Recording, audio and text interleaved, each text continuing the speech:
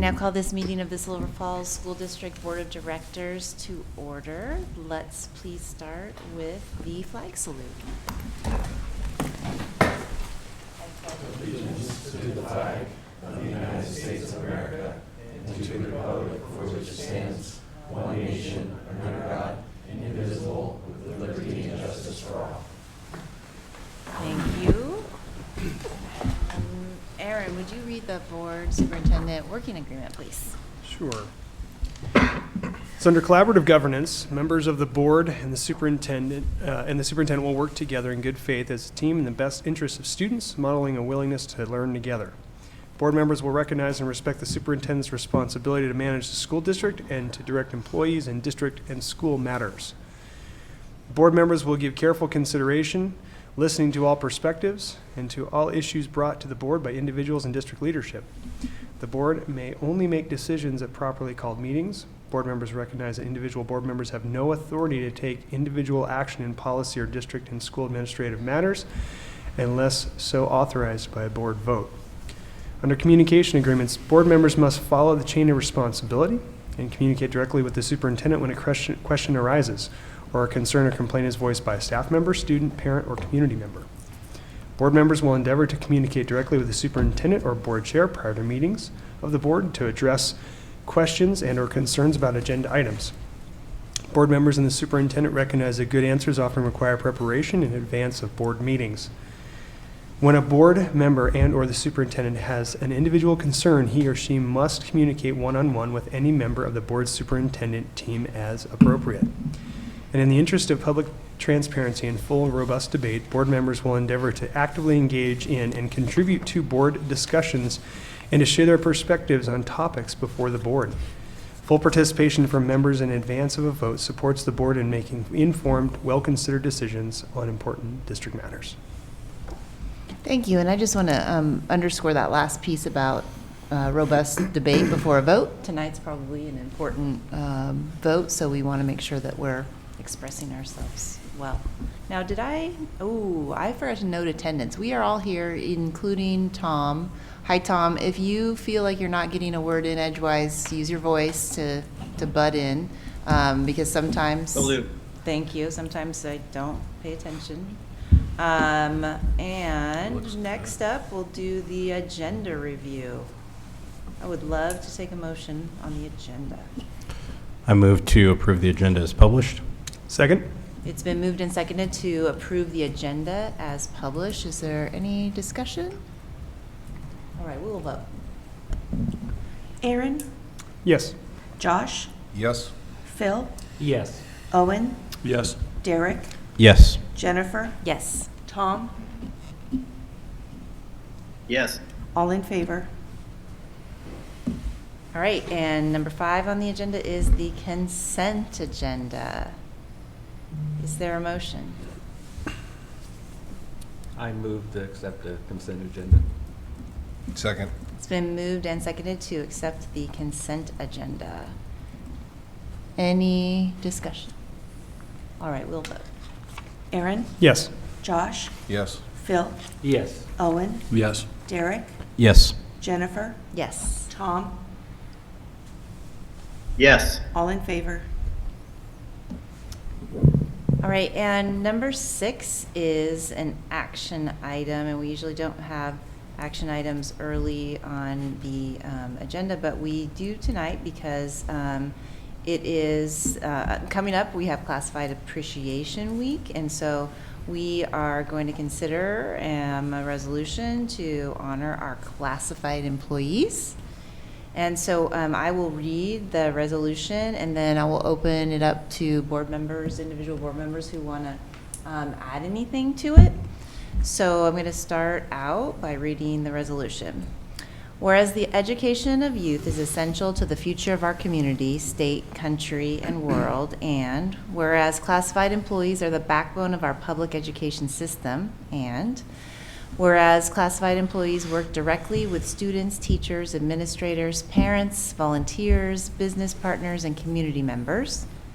And whereas classified employees support the smooth operation of offices, the safety and maintenance of buildings and property, healthy nutrition and direct instruction of students, and whereas our community depends upon and trusts classified employees to serve students, and whereas classified employees with their diverse talents and true dedication nurture students throughout their school years.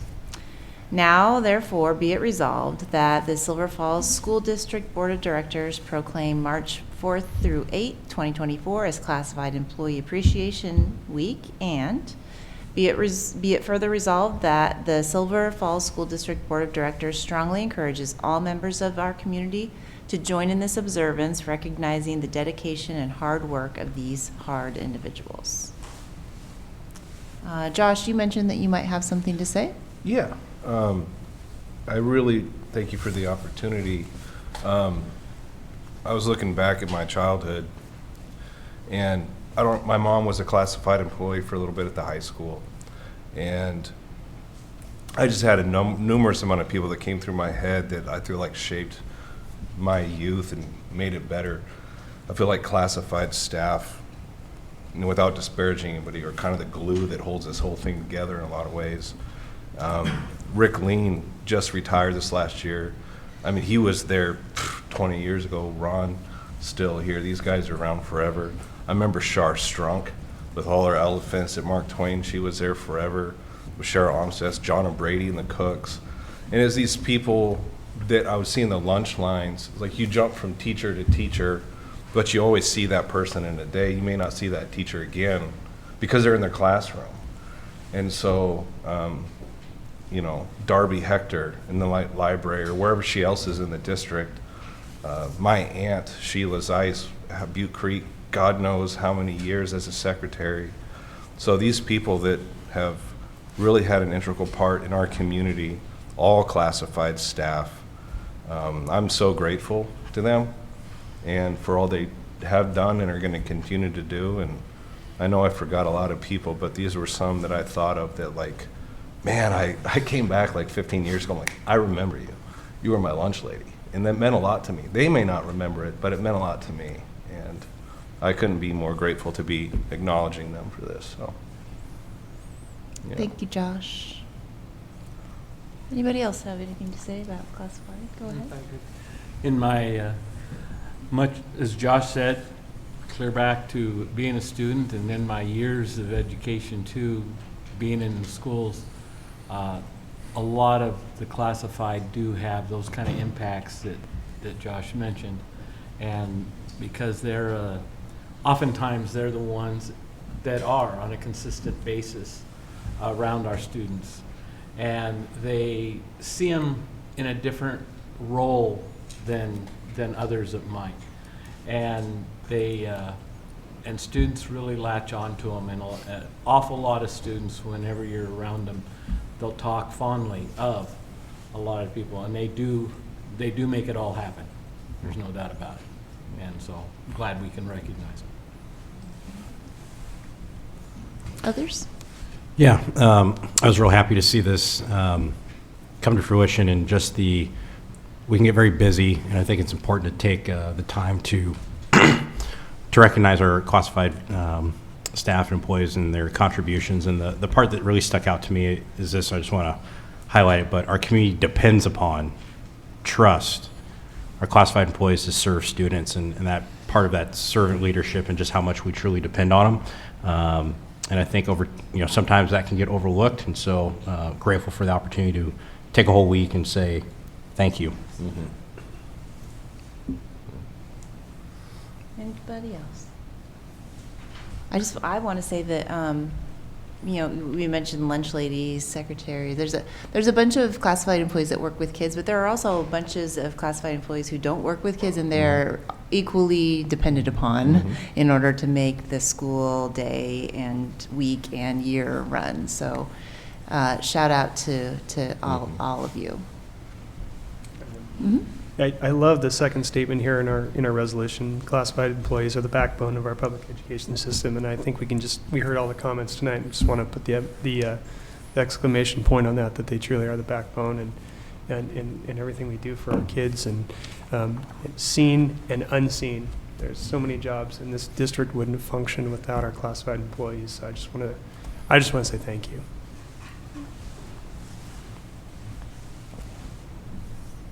All right, let's have a motion then, because this is an action item. I move to approve resolution number 2-12-2024-C, deeming March 4th through the 8th, 2024 to be Classified Employee Appreciation Week. Second. It's been moved and seconded to approve resolution number 2-12-24-C, Classified Appreciation Week for March 4th through 8th, 2024.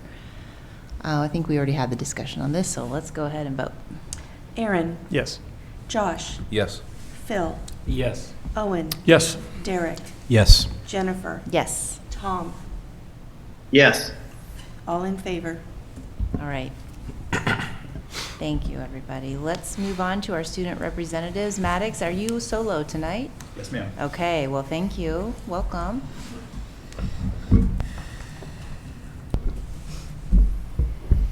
Good evening, everybody.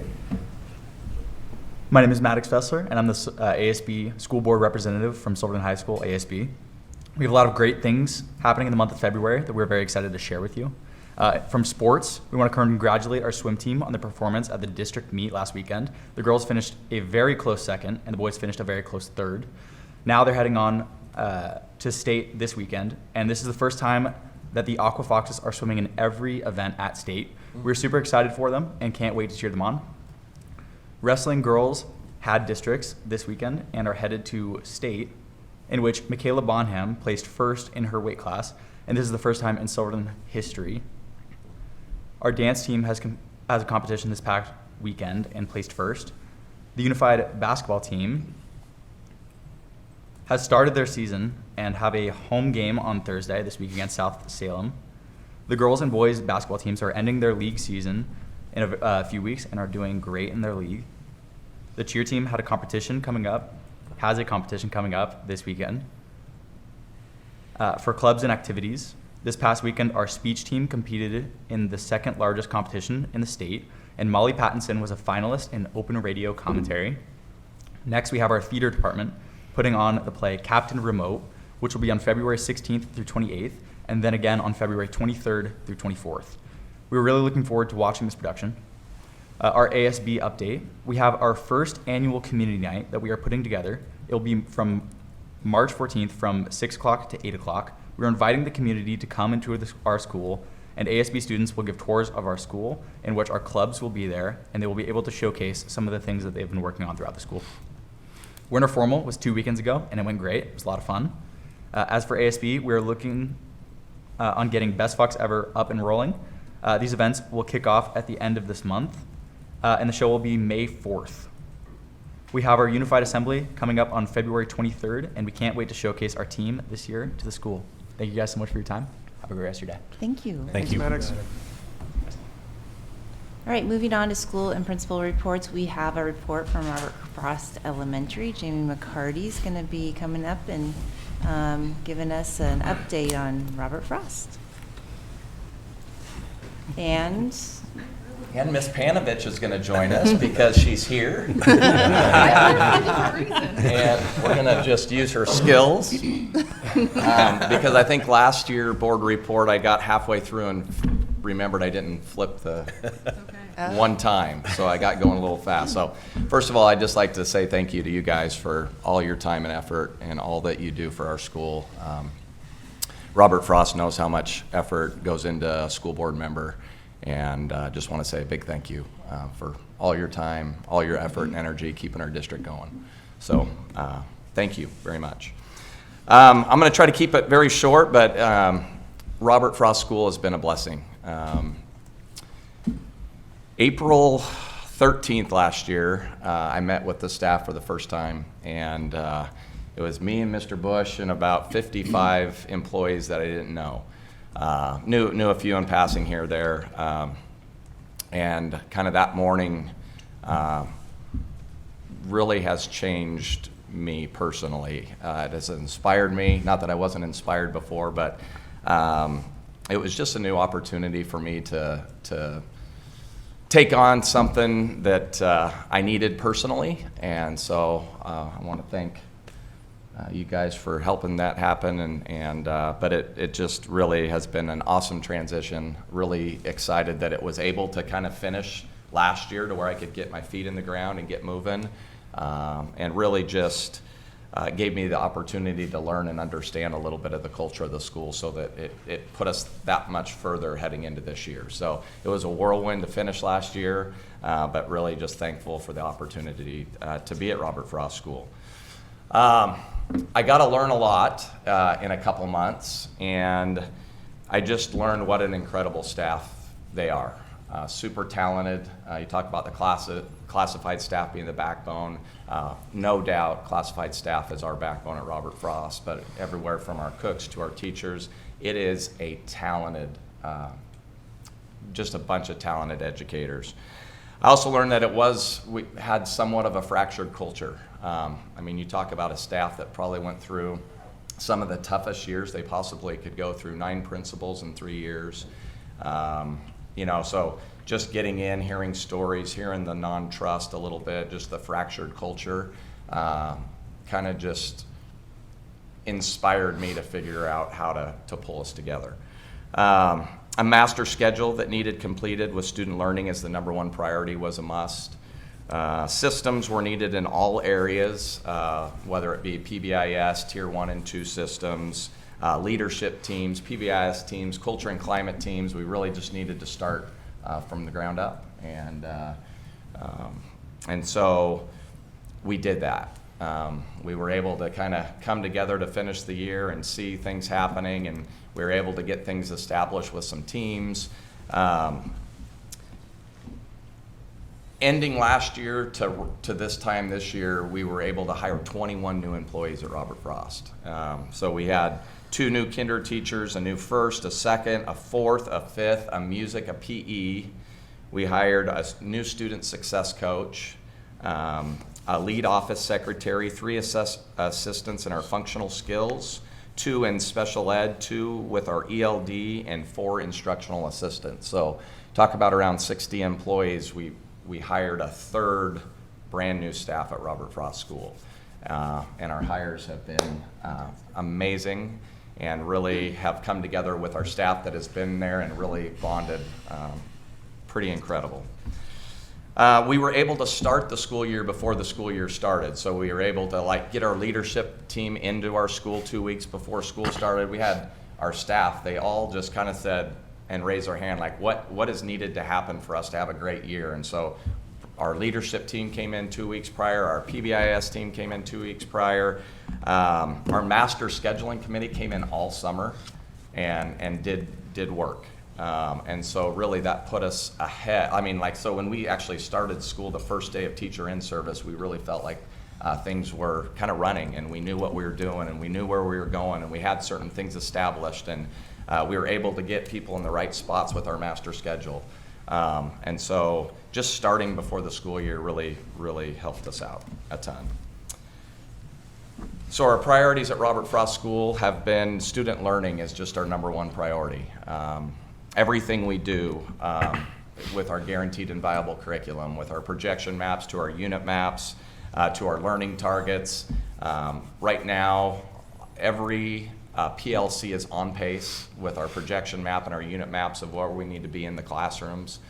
I think I feel like education's a competition, right? And we have to be competitors, and we have to be competitive in our approach. And so we have a sense of urgency at Robert Frost. If you watch our staff, our students, there is people showing up every day ready to take it on and get after it, and they are all there for the right reasons. And so we have a competitive approach. We have a sense of urgency. Our building teams have common language, common instructional practices, and just the PLC work that these guys have done from kindergarten to 5th grade. It is so amazing walking into, let's just say we're walking through 2nd grade classrooms. You walk through one after another, and not that they're instructional, there's so much amazing, just their own character, right? Their own in their own classroom, but Their learning standard is being taught identical. The lesson they're on is identical. They're able to come together in their PLCs and doing common formative assessments and looking now at where their kids are, where do they have to go, what aren't they getting, and there's just a really, all PLC teams are committed. So that's pretty fun to watch. Just really quick, just our school goals, we did off the dibbles. Basically, early literacy, it's oral reading fluency, and so we started at 47%, our kids on grade level at or above. We just did our winter assessment and we're at 55%, and this might seem like low to you guys, but we finished the year last year at 55%, so we feel like we're like just kicking tail with where they're going and what they're doing. And our end of the year is 69. That's a very high goal, and I'm not sure if we can get there, but man, if we get close to that, it's going to be a really neat celebration at the end. And then our other goals around social emotional learning, and I'll kind of talk about that as we go. And that's just kind of where we started, 47%. So we're looking at every single student in our school and where did that student start and where did they gain. And so really in the end, it's like the growth by each student. But this is a little different. This is school-wide and it's just on level. So we started at 47 and we just assessed and now we're at 55. We'll assess again in May and we're hoping to be in the 60, mid-60 ranges. And then just all the adult actions it's going to take, because it's simple to set a goal, but like that follow through, that consistency, that we're all accountable to that goal. Like we'll start every single meeting with our goals. Like we're not going to not know what our schools set out to do. And so it is very crystal clear at Robert Frost what we're working for, what we're all pulling together for. And so I just kind of put like our adult actions to get there. Like if we all go about this together and we're all working as a team and we're all in our unit maps and projection maps and our targets are aligned and I'm in classrooms, right? Because if I don't have a pulse on every single classroom and every single staff and what our kids are doing or what they need or what curriculum they need, I'm letting us down. And so it starts there, and then it goes to our interventions, right? Like any kid that's not meeting standard, we better have a plan for them. We're not going to let a kid fall through the cracks. And so what does our interventions look like? K2, what does our interventions look like? 3-5, how many kids are we serving? Monitoring that growth every 9 weeks. And so kind of going along with the SEL, we have put so much work, our staff has put so much work into our PBIS and our positive behavior incentives. All the way from Tier 1, we have a Tier 2 established. We're just now kicking off our Tier 3 PBIS. We have 22 students on check-in, check-out within our school, and it's been kind of a game changer just with student behaviors in class. Those are those students that could go either way, and 22 of them of our kind of behavior are going the right way right now, all 22. And it's just an adult putting their arm around them, incentivizing them, telling them they're great, telling them they can do it when they can't do it. What's our next step? What's our next way to figure it out? Because we can't just say we can't do it. And so there's got to be a next solution. Care teams, Tier 2 meetings, bringing our specialists in, asking more questions. We have a character trait of the month each month, and it's been really powerful just to see. We have a kickoff every Monday, first Monday of the month, the whole school, and we'll have a 15-minute kickoff, and we'll try to, we had Casey McAllister come, and he's a world-renowned just inspiration, and he talked to our kids about rising up, and we can do hard things. We had t-shirt contests, and kids designed the t-shirts, and we wear them on Fridays, and just all those things that are going to pull that school and those kids wanting to do great things. And so those were kind of the adult actions.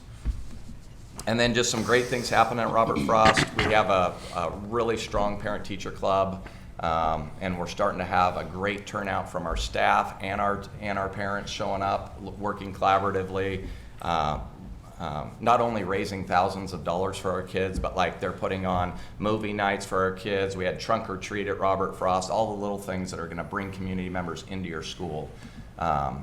We have right now incredible parent volunteers coming, We started a parent advisory, kind of a council where I'll reach out to a set group of about 20 parents and survey what our school's doing well, where do we need to get better, and let our parents kind of tell me what they think. And a lot of them can't make PTC meetings or come to the school, so it's their way of getting involved into our school.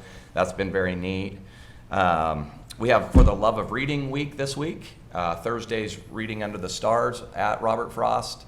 It's a huge night where we'll have about 400 community members come in. Ross has donated, Les Schwab has donated, the Hope Foundation is picking up oodles of pizza, and it's going to be a great night. And then we have Pie Night, 3.14. Willamette Valley Pie is helping us put on that event in March. Math Night, Literacy Night. We have Battle of the Books going on right now. We have Bear Club after school program started for all, like any student almost meeting benchmark in math. And so we do so much in reading, and so we need to find more ways in math, and we're just kicking that off this Wednesday. We have 10 staff members attending the ORTI conference, Response to Intervention, and we were actually fighting for spots. 10 of our staff's going, and it's going to be so powerful. Bringing that back to our school is going to be game changers with, it's just, we're going to have a ton of fun, and it's all based on our school goals. And then we have a motivated, positive staff working together, working for common goals. Ms. Panovich, did you want to have anything prepared? No, because I didn't know. I will just say from the staff, we really appreciate having Mr. McCarty leading us. When he came in, it was very welcome. It was very much needed. We appreciate and we appreciate the leadership that he came with. He was right there alongside of all of us doing the work in the summertime and making sure that when we came in at the beginning of the year, we knew what the expectations were. The kids knew what the expectations were. We had a clear direction. And that's something that we missed for the last couple of years. Working at Robert Frost when we were a 3-5, we were a very well-oiled machine. Going through COVID and then the K-2 transition and all the principal transitions was a really difficult time. And I feel like we're getting back to where we needed to be. So we do appreciate I that. did not pay her. I did not ask her to come up here. No, but Diet Dr. Pepper. Oh, Diet Dr. Pepper, okay.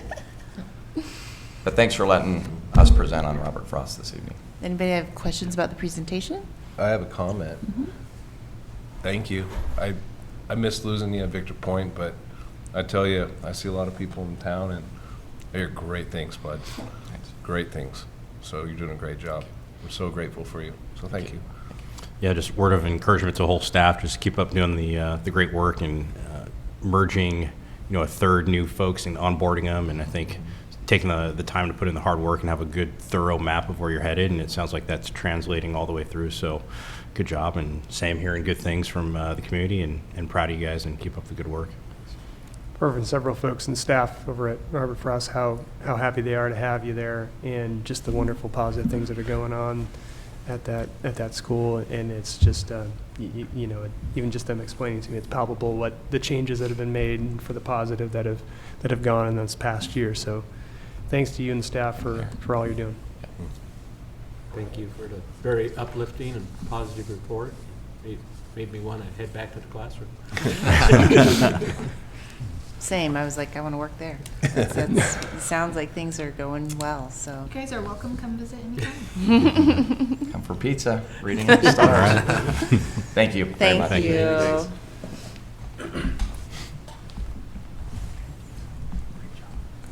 All right, we have agenda item number 9, Silver Falls Education Association. Is there somebody here? Okay. That's really why I was here. All right, so I'm Katie Panovich, not only 5th grade teacher at Robert Frost, but the VP for SFEA.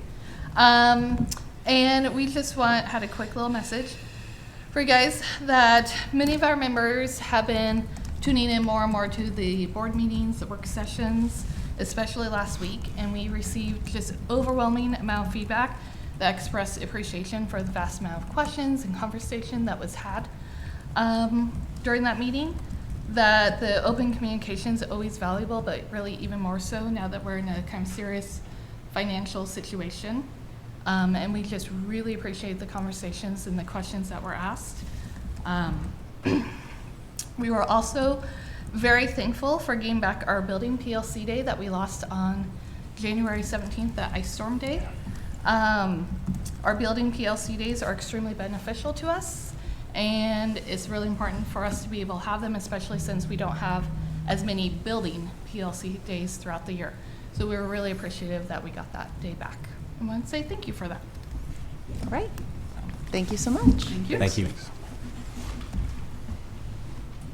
All right, so now we're at the public comment portion of the meeting, the first public comment portion. I'm going to read the statement.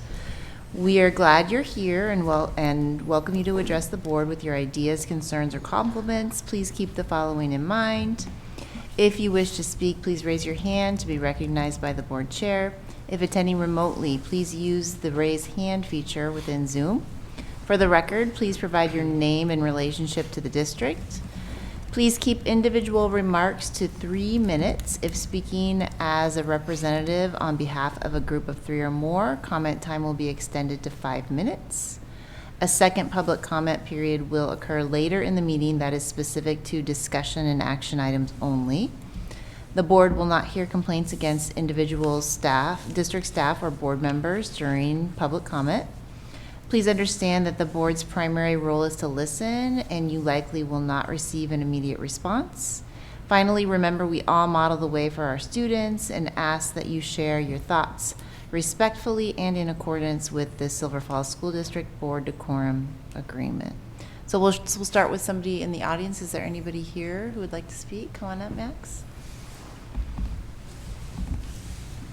Good evening, everybody. I'm Max Murphy. Had one of my middle son graduated from the high school, and then I have a 13-year-old that attends the infamous middle school. So and that's what I really wanted to talk about. I kind of jotted down some notes here. I kind of feel like I knocked on like 200 doors this last school bond, trying to encourage people to support the new bond, and as we all know, that failed. I feel like through some of the conversations, there were some folks that felt like maybe that school, we could have done something with that school. And I tried to remind them, I mean, like an old battleship, you know, it served its time and its purpose, and it's now time to decommission that ship. And that also remind them that this isn't a deferred maintenance issue, it's a deferred tax issue, really. Again, the school has been really well taken care of through the years by the stewards that come before us, but now it's time to look to a new school. I think we all know and understand that technology's moved on, school design's moved on, security for schools is better than what it was 20 or 30 or 40 years ago, seismic upgrades. So those are all things that I feel like my son's missing out on, right, and other students are, and that they deserve to be able to go to a safe school and a school that they feel proud of and that our community feels proud of. The other thing that I kind of wanted to hit on is that, and Phil, I think it was you brought it up at one of the previous meetings, was the time frame. Like if we don't pass this bond, the time and energy that it takes to create a new bond, I mean, it's going to be 6 or 7 years before we'd be even ready to look at voting on a new bond. I also heard numbers in some of the previous meetings, just to maintain, not improve, maintain what we have, we're going to spend upwards of $300,000 a year. So over 7 or 8 years, that's $2.5 million. Our $70 million school bond right now, 10 years down the road or 8 years down the road, that's going to be an $80 or an $85 million project. So I think this is the time. And I appreciate the school board that came before you and those that were on that, and you guys here today doing this heavy lift. And I know it's not easy communicating the why to everybody out in the community. 30 seconds. But I would just ask this. I'm willing to go knock on 200, 300, 400 more doors, and I will. I think what's important is you folks out there, and I know that you guys supported it, but man, just call me. I'll be there to help you in any way I possibly can, and I look forward to seeing you out there on the mean streets of Silverton. Thank you. Max. Thanks, Max. Dan, is there anybody online with their hand raised?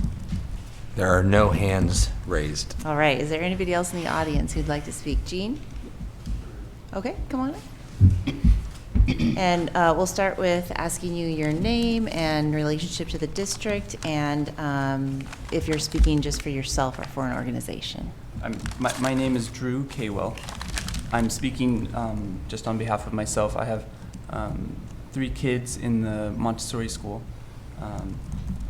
and I'm mostly here with. I just want to express my grievance with some of the gender identity lessons that my kids' school teaches. But first off, I'm very appreciative that the school warned us via email that the lesson was coming, and they gave us the option to opt out.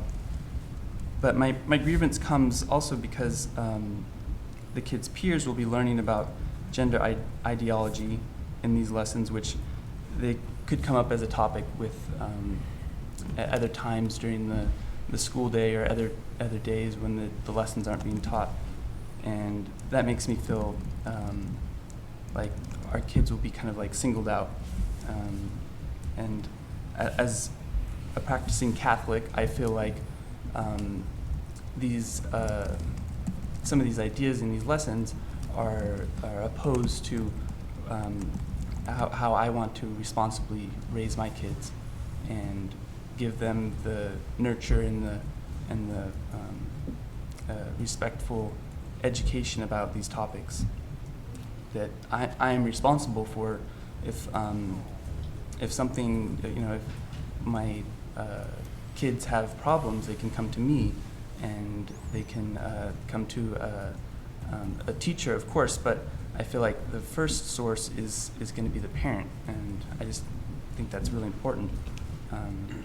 And then I can't help but feel this is a passionate issue for me because I feel like the teaching of the church is something that has been around for 2,000 years, and it's not something new. Whereas the new lessons that they're learning is just that, it's very new. And I feel like it's kind of an experiment on my kids. And it feels like there's creates kind of a clash between some families and the lessons being taught in these types of the sex education classes. And just wanted to say thank you for the ability to opt out, and appreciate that and the heads up, and that's really helpful, and just want to express my my grievance in that. So thank you very much. Thank you. Thank you, Drew. I just want to clarify, too, that Community Roots has its own school board. Sure. And so if you wanted to communicate with them, you might get together with their administrator to find out when they meet, in case you wanted to communicate with them as well. I appreciate that. Okay. Thank you. Anybody else online? Just a second, sorry. I see no hands raised. Okay. Jean, come on up.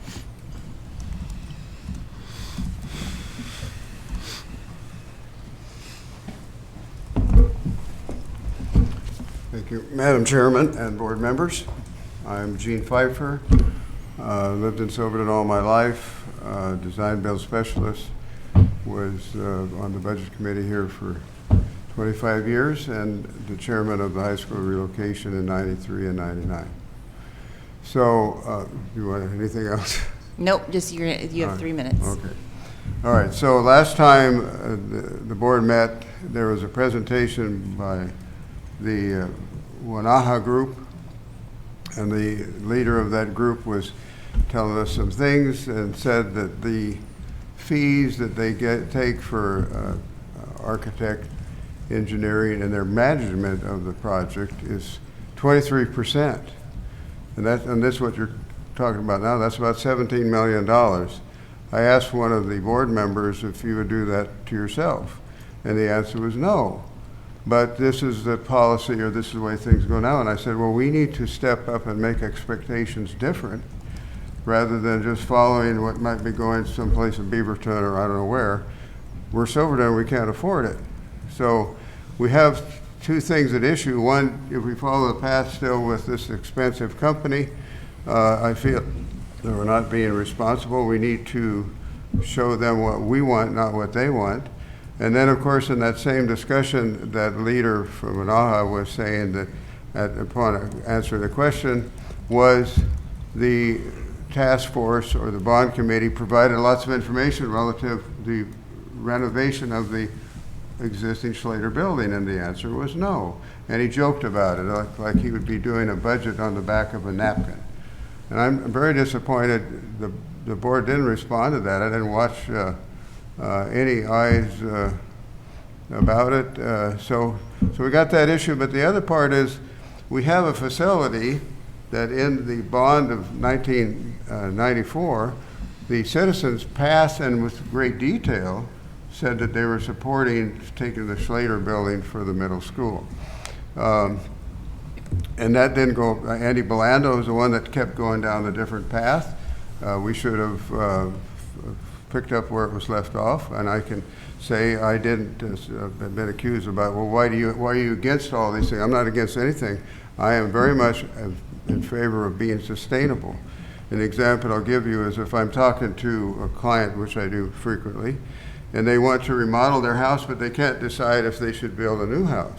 So they like the location, everything else is good about it, so they can remodel and put in a new kitchen, a new great room, a new master suite for $300,000. And if they're going to do the new one, they're going to spend $600,000 or $700,000. So if they just stay where they are, they can remodel their building, and they can have a building that is going to last, and I'm going to say it, 1,000 years. We have any of these houses that are in our community can last that long. This building can last that long if we take care of the envelope. And that's something we have to do. So I'm appealing to you, we shouldn't be doing this. You need to be fiduciarily responsible. And thank you for letting us speak. Thank you, Gene. Thank you.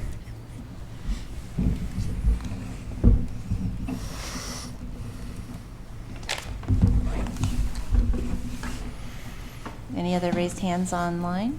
Nope. Anybody else in the audience like to speak? Bill, come on up.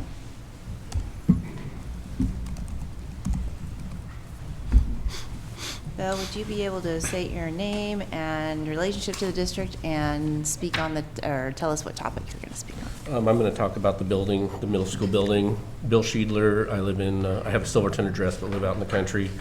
Currently have a student in high school here. It sounds like that the decision is going to be made imminently to try this bond again with just the middle school and high school repairs is what I've heard. I don't know if that's correct or not, but I went over the voting percentages, and over 55% people voted it down last time. And you got to know that the people in the outlying districts having all of their building maintenance taken out of this proposal, many of them are going to change their votes. So I'm urging you not to put that on the ballot, because I don't think it has any chance of passing. And in reading the article in our town about the ballot proposal last time, I don't remember the exact amount, but it was over $250,000, I believe, was spent by the district to promote that. I urge you guys to use whatever dollars it takes to professionally evaluate the old Schlater Street campus with it in mind, not that you want to replace it, but you truly want to know whether it can be renovated for a reasonable price or whether it can't be, because it's never been professionally done. I mean, people go through and say, these are problems. You show the emotional videos online of it's leaking here and leaking there. Well, that doesn't necessarily mean it's repairable or not repairable. I just point out that there's a house on the way between Silverton and Central Howell that was recently sold on auction. It's been completely torn apart and rebuilt on the same frame. I don't know who's doing that, but they're not doing it because it's a historic building or anything like that. They're doing it because that's the most responsible way for them to rebuild it and make some money doing it, or provide themselves with the least expensive home that they can. And I believe that if you spend the money to get the high school evaluated professionally, if it turns out that it's not, you'll gain a lot of votes of people who are skeptical about the true value of those buildings, myself included. I can't support voting for a new building until that's done, because there are tens of millions of dollars at stake. So, anyway, thank you. Thanks, Bill. Thank you.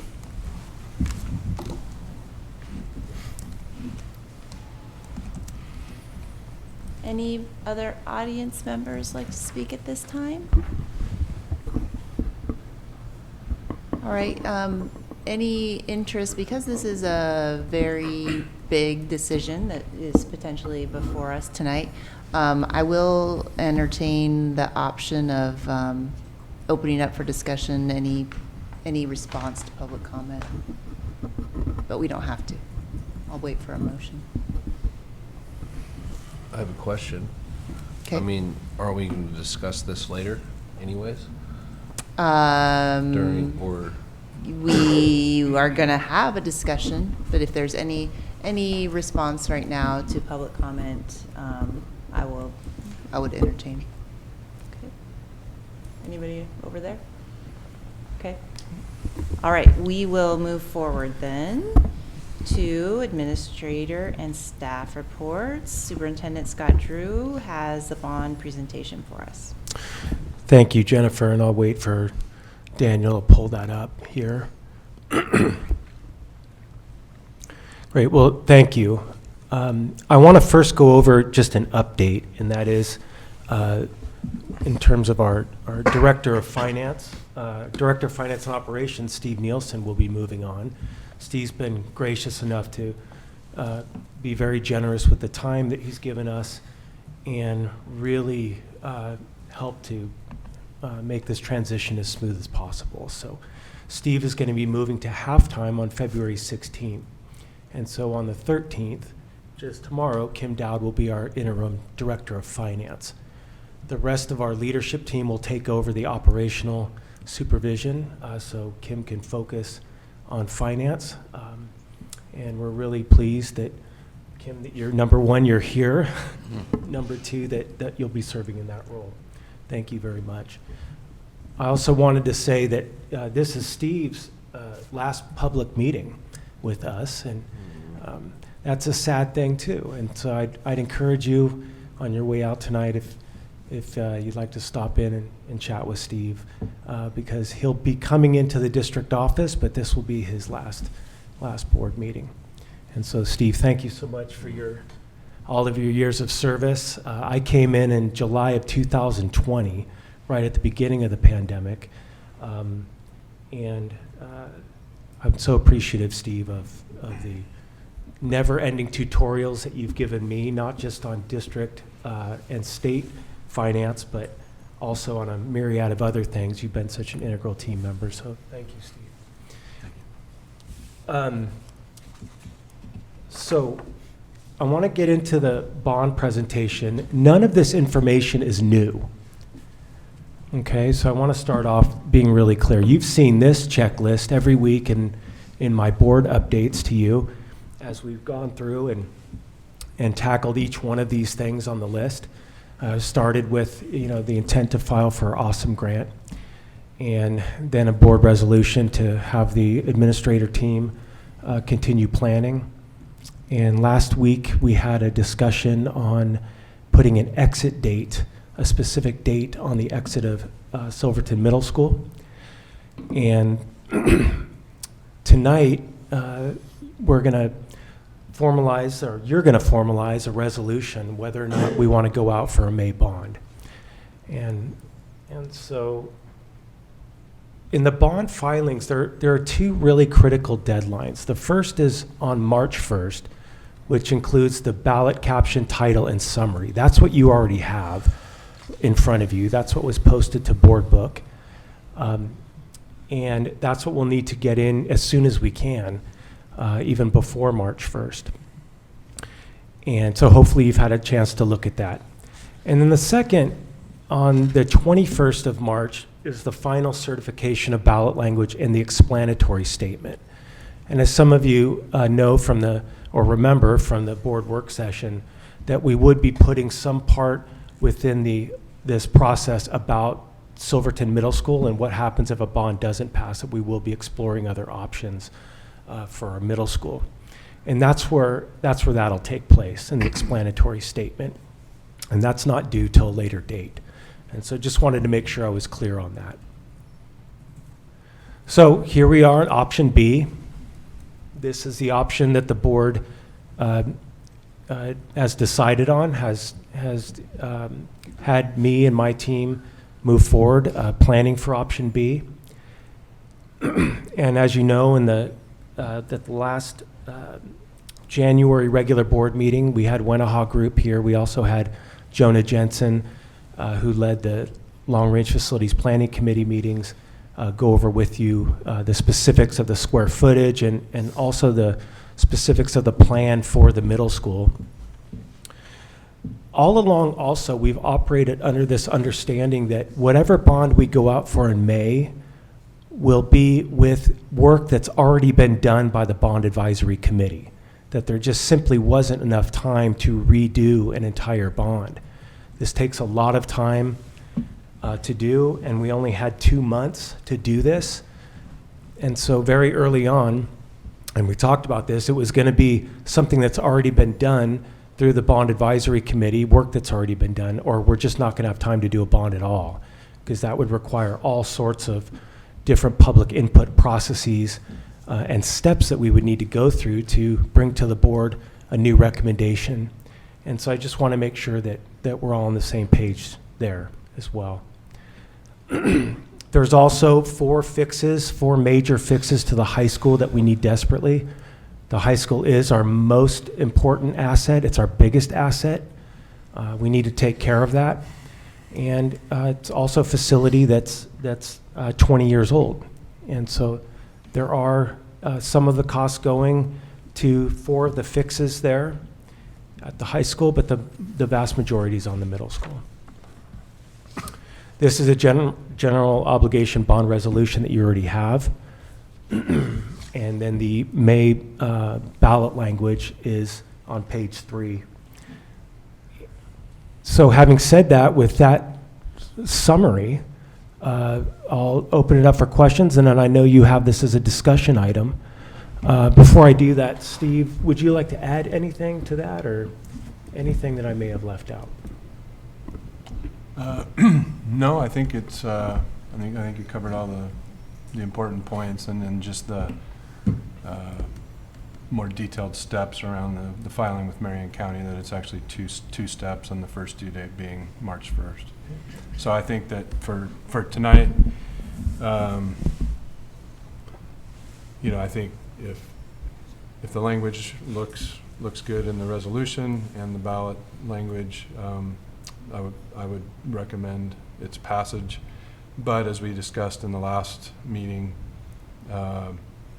we do have time to make an adjustment if needed, and get it back to you for the February 26th work session. But whatever that is would need to be approved at that time to be able to get the forms filled out and into Marion County by March 1st. If we do make a change, I wouldn't recommend passage tonight, because I'd like to run that back through Carol at Hawkins, the bond lawyer, just to make sure that it's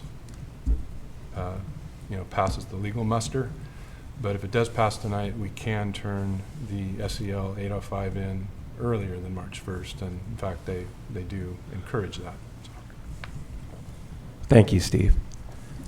Questions before your discussion item? I had one on the, I just noticed it, and maybe this is on Exhibit A on the resolution. On the resolution, okay. The third page. Oh, okay, you'll need to scroll down. I don't have that up here, but. Okay. Oh, on the third page, I got that. Third page. It's right here. Yeah, Yep. there you go. There were, down below the bullet for high school, and then it says site, playfield, utility improvements, furnishing, equipment. I'm just thinking organizationally wise, so there's no confusion, wouldn't that be placed up underneath the middle school? Or as a sub-bullet up there? Yeah, it's not specifically listed under the high school. It's another primary bullet. So the middle school is a bullet with sub-bullets. The high school is a bullet with sub-bullets. And then site, playfield, utility, that's a whole separate a bullet. Are you saying all of those being under the middle school? Is that Well, what you're suggesting? that or- one on site, I was wondering about just the placement of it, if it was placed up underneath the Silverton Middle School before the Silverton High School bullet. You see what I'm saying? As another, Because another primary it looks bullet. there, just because of its placement, kind of has an implication that people would say, well, what are we doing with site, playfield, and everything at the high school? Is what, it just stuck out at me as I just saw that. I did read it the same way. Yeah. Because That of it the was bold for the high school. statements, Yeah. Yeah, I think because in the the other two are original draft. bolded. What's Yeah. that? The other two are bolded. The Silverton Middle School and Silverton High School are Right, bolded, yeah. so I get the So way that reads. that's all, I just, Well, That's a good point, yeah. organizational thing. We'll definitely take I think a it look at was originally listed there as a sub-bullet of Silverton Middle School because it's more general, even though most of it is construed That's why I towards wondered the middle school. if it should have been a That sub-bullet. it was not attached to one building or the other, but I could definitely see where it would be, it would look like it's just part of the high school. So, I don't think a move like that, as far as moving it, in a certain order, as long as the words haven't changed, I think that's something that could be, if this was the only proposed change, I think we could make Right. that move Yeah. and change that with our submission to the county without a problem tonight, if that was something you wanted to do. Good catch, Phil. Thank you. I have a question, just a procedural. We don't have to read the resolution? No, just make the motion Got it. as with, I guess we could, Yeah, just if for the we have- record, yeah. state that we would, Yes, yeah. yes. If that's where we end up. Other questions, comments? I guess it's just a question. It's my fault for not seeing this earlier. I don't ever remember talking about playfield improvements. The middle school, Well, is that specific to the middle school only? Or are they talking about at the high school as well? Why is it a separate bullet underneath the high school if it's not meant? It makes sense if it's under the middle school, because I know that like the tennis courts have to be demolished, and there's some Yeah. other things, other play Well, kind of that's- areas that they oh, talked that's all I'm about. curious about. repositioning. It's all, I believe, on the middle school grounds. And it's Okay. not Yeah. specifically sub-bullet under the Silverton High School, but you just proved, I think, Phil's point that Okay. it's confusing. Yeah, it's So- clearer when it's put under the Yeah, middle school. for sure. Because it makes Okay. sense based on Yes. previous discussions and Yes. vision and that kind of thing. Yeah. Yep. Thanks, Josh. other discussion? Well, we're about- discussing more stuff later, right? We can. Yes. But just Yeah. specific about the presentation. Great presentations. Well, I just want to say thank you to both Steve and Kim for working closely on the transition. And Steve, it's the end of an era, and I'm going to miss you. You have been really supreme at explaining something that's super technical, and I just thank you for the bottom of my heart for being a great servant who really cares about kids. I mean, you can talk about money all day long, and you really see how it impacts kids, and that's what I appreciate most about your service. And thank you for your kindness and generosity and your willingness to serve. Thank you, Jennifer. Appreciate it. Can I say something? Of nice? course. 'Cause Anybody I can. don't, and I'm honest when I say this, I don't know if there's anybody who I know has higher integrity than you, Steve. We've got the chance to work together on district things. You came into the district, I think, right when I started my first time on the board in 2015, and we've had to navigate projects and things working as a board member, and negotiations and other things. And again, through that process, again, your integrity always rises to the top in everything you do. And that always is an example to me. I can't thank you enough for your service to our district and all you've done for the kids in our district, for everybody from the top all the way down. And you'll surely be missed. And I just wish you nothing but the best, but really appreciate all you've done for our district. Thank you, Aaron. Yeah, I want to echo that and add to it, not just integrity, but supreme competency in what you've done for us, and not just in the financial realm, but I think your competency is spread across the entire district. Your influence in so many different ways that are outside of, numbers and budgets and things like that. So, and also in the community as well. So I hope you'll still be a part of the community somehow, and you and your family, and you'll be missed. Thank you, Owen. Yeah. I want to say, Steve, I've known you a long time, long before I went to college, or actually when I was in college, but before grad school. You're a man of character, and I love you. And it's going to be really hard to replace you. I encourage our district office to look for characteristics like Steve. Steve is unwavering with his integrity and character, and when it comes to money, that means a lot, Steve. You're a great man. It's going to be, we're obviously going to miss you, and they're going to get a great catch where you're going next. So thank you, Steve. Thank you, Josh. We could still have lunch at Chan's every now and then. I see they just celebrated their 50th anniversary. I just saw that too. Thank you. I'll make it simple. You're a stand-up guy, and we can always use many of those, and that's greatly appreciated in this day and age. And appreciate that, and appreciate you helping with the transition and everything. And best of luck with your endeavors, and Kim, best of luck falling into place here. So. Thank you, Phil.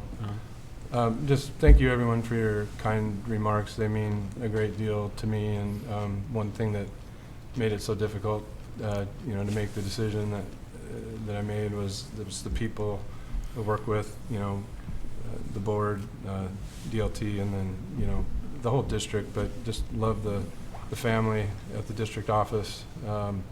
It really is our work family, especially going through the pandemic and kind of fighting through the challenging times. And so that made it real difficult.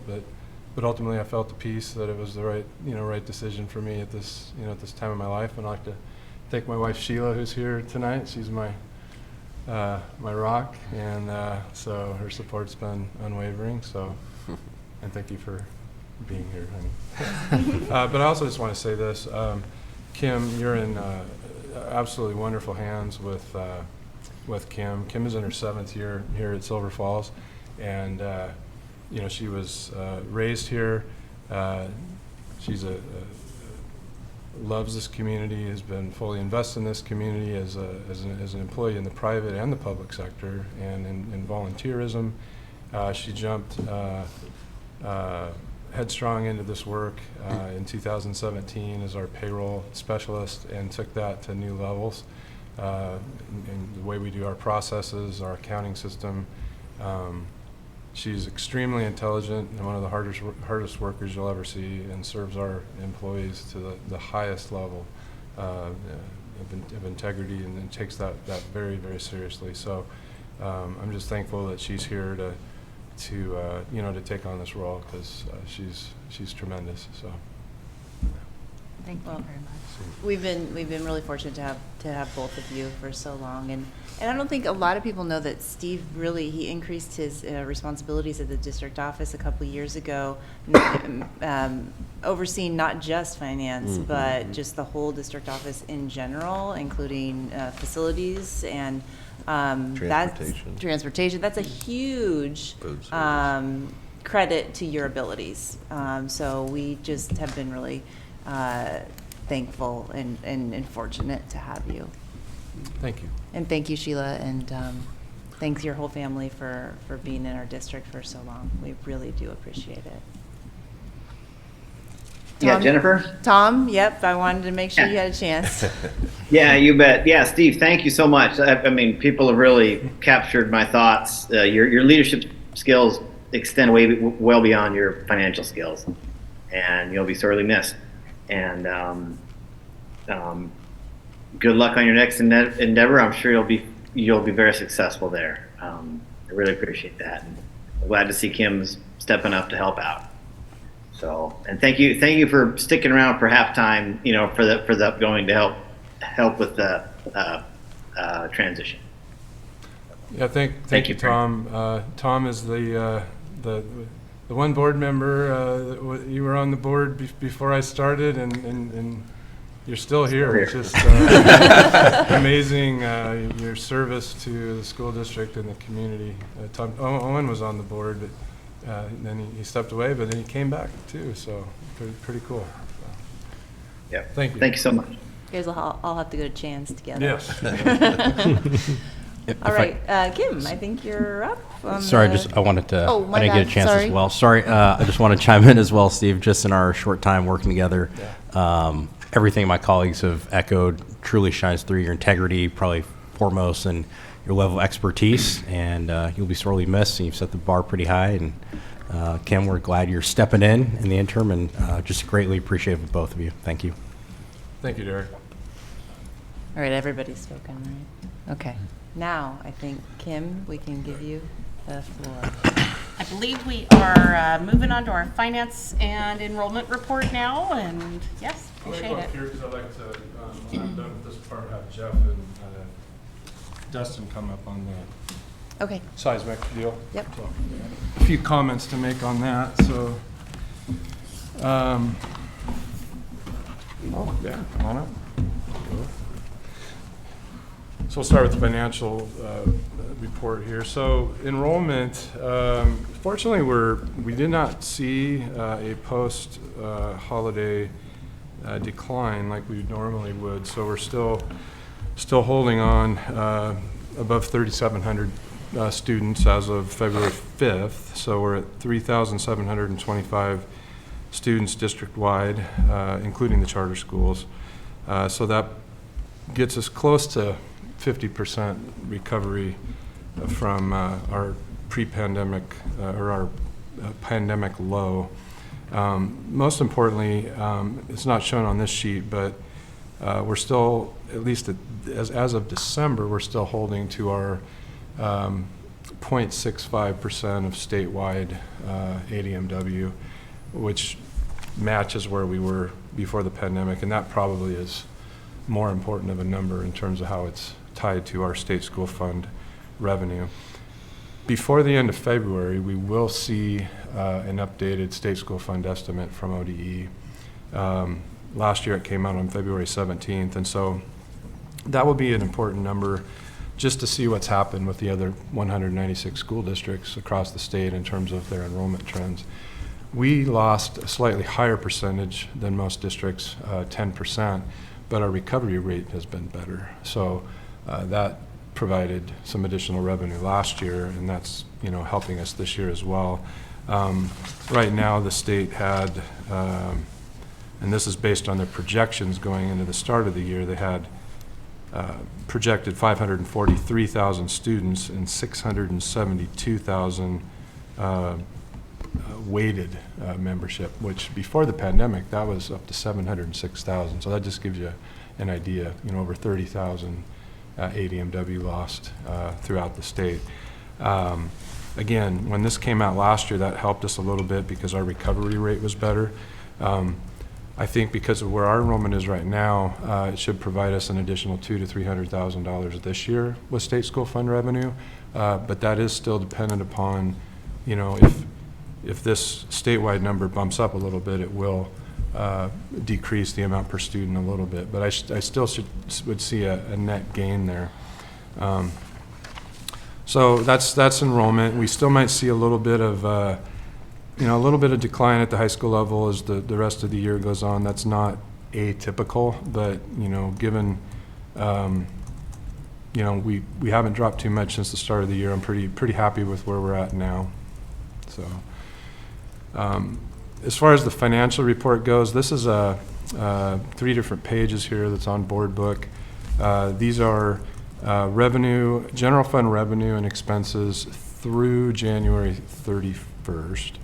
So the first page, our general fund dashboard there, revenues, year-to-date revenues are running right on track versus projected at 65% of revenue.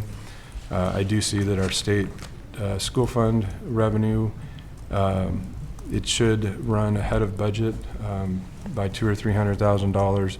I don't see that the federal revenue will be as much as budgeted, but that was a bit of a guess because we had things going on with FEMA and the rest of our ESSER 3 dollars, which we didn't know if that would be fully exhausted at the end of last year, which it pretty much was. So we also get Medicaid receipts and E-rate receipts there. So overall, though, revenue should hit the mark as a whole. So you can see in this here, you pretty much, it gives you the top 10 list.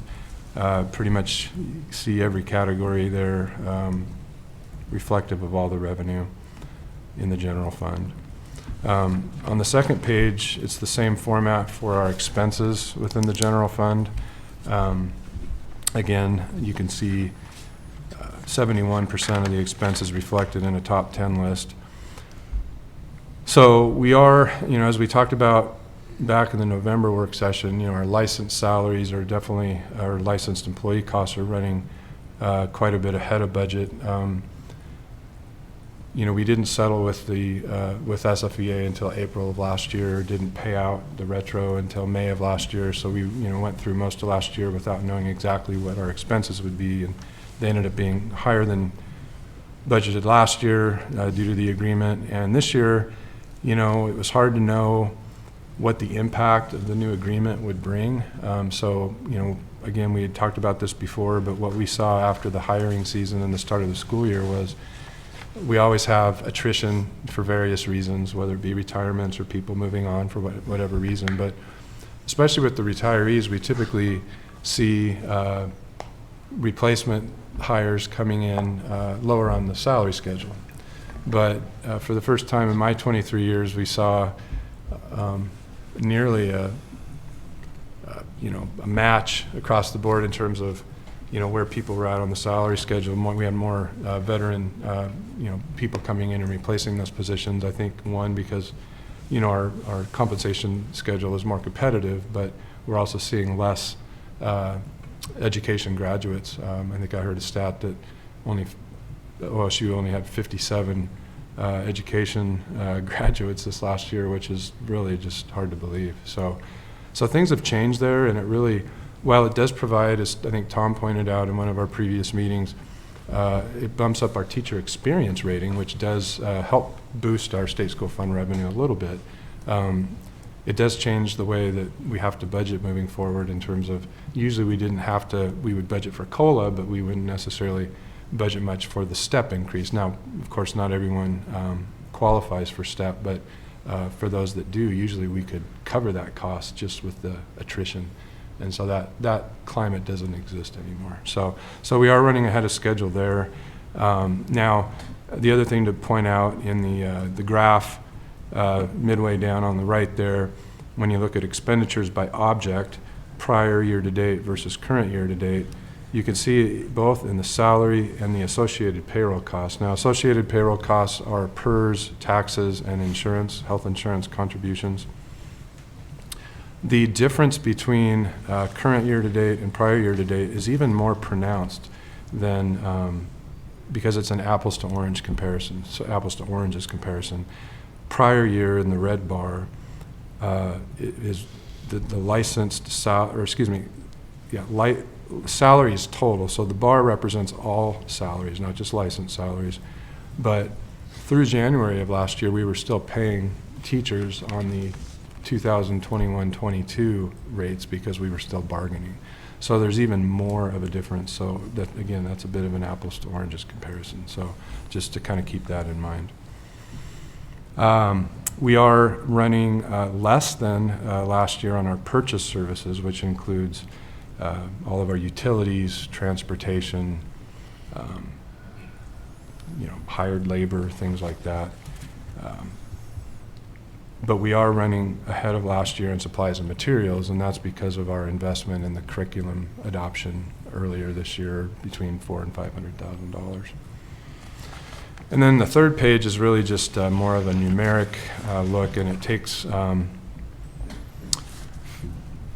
just a different way to read it, but similar to the first two pages, and tries to give a kind of a bottom line there. And Josh had asked me the question earlier about when you look at the budget column, for example, and it shows a negative 1.5 million. Well, that's because when you look at when you run the program, the beginning fund balance budget of 1.5 million is not included in revenue. And you could do that either way. I like to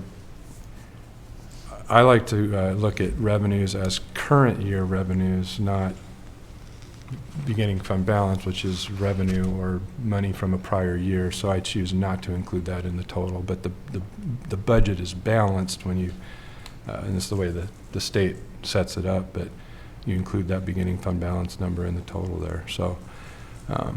So as we move to the next, couple of meetings, we will run, there's other reports that we'll be running. We're going to get through the February 23rd payroll, which takes us exactly halfway through the teacher year. That's 6 of the 12 payrolls. So it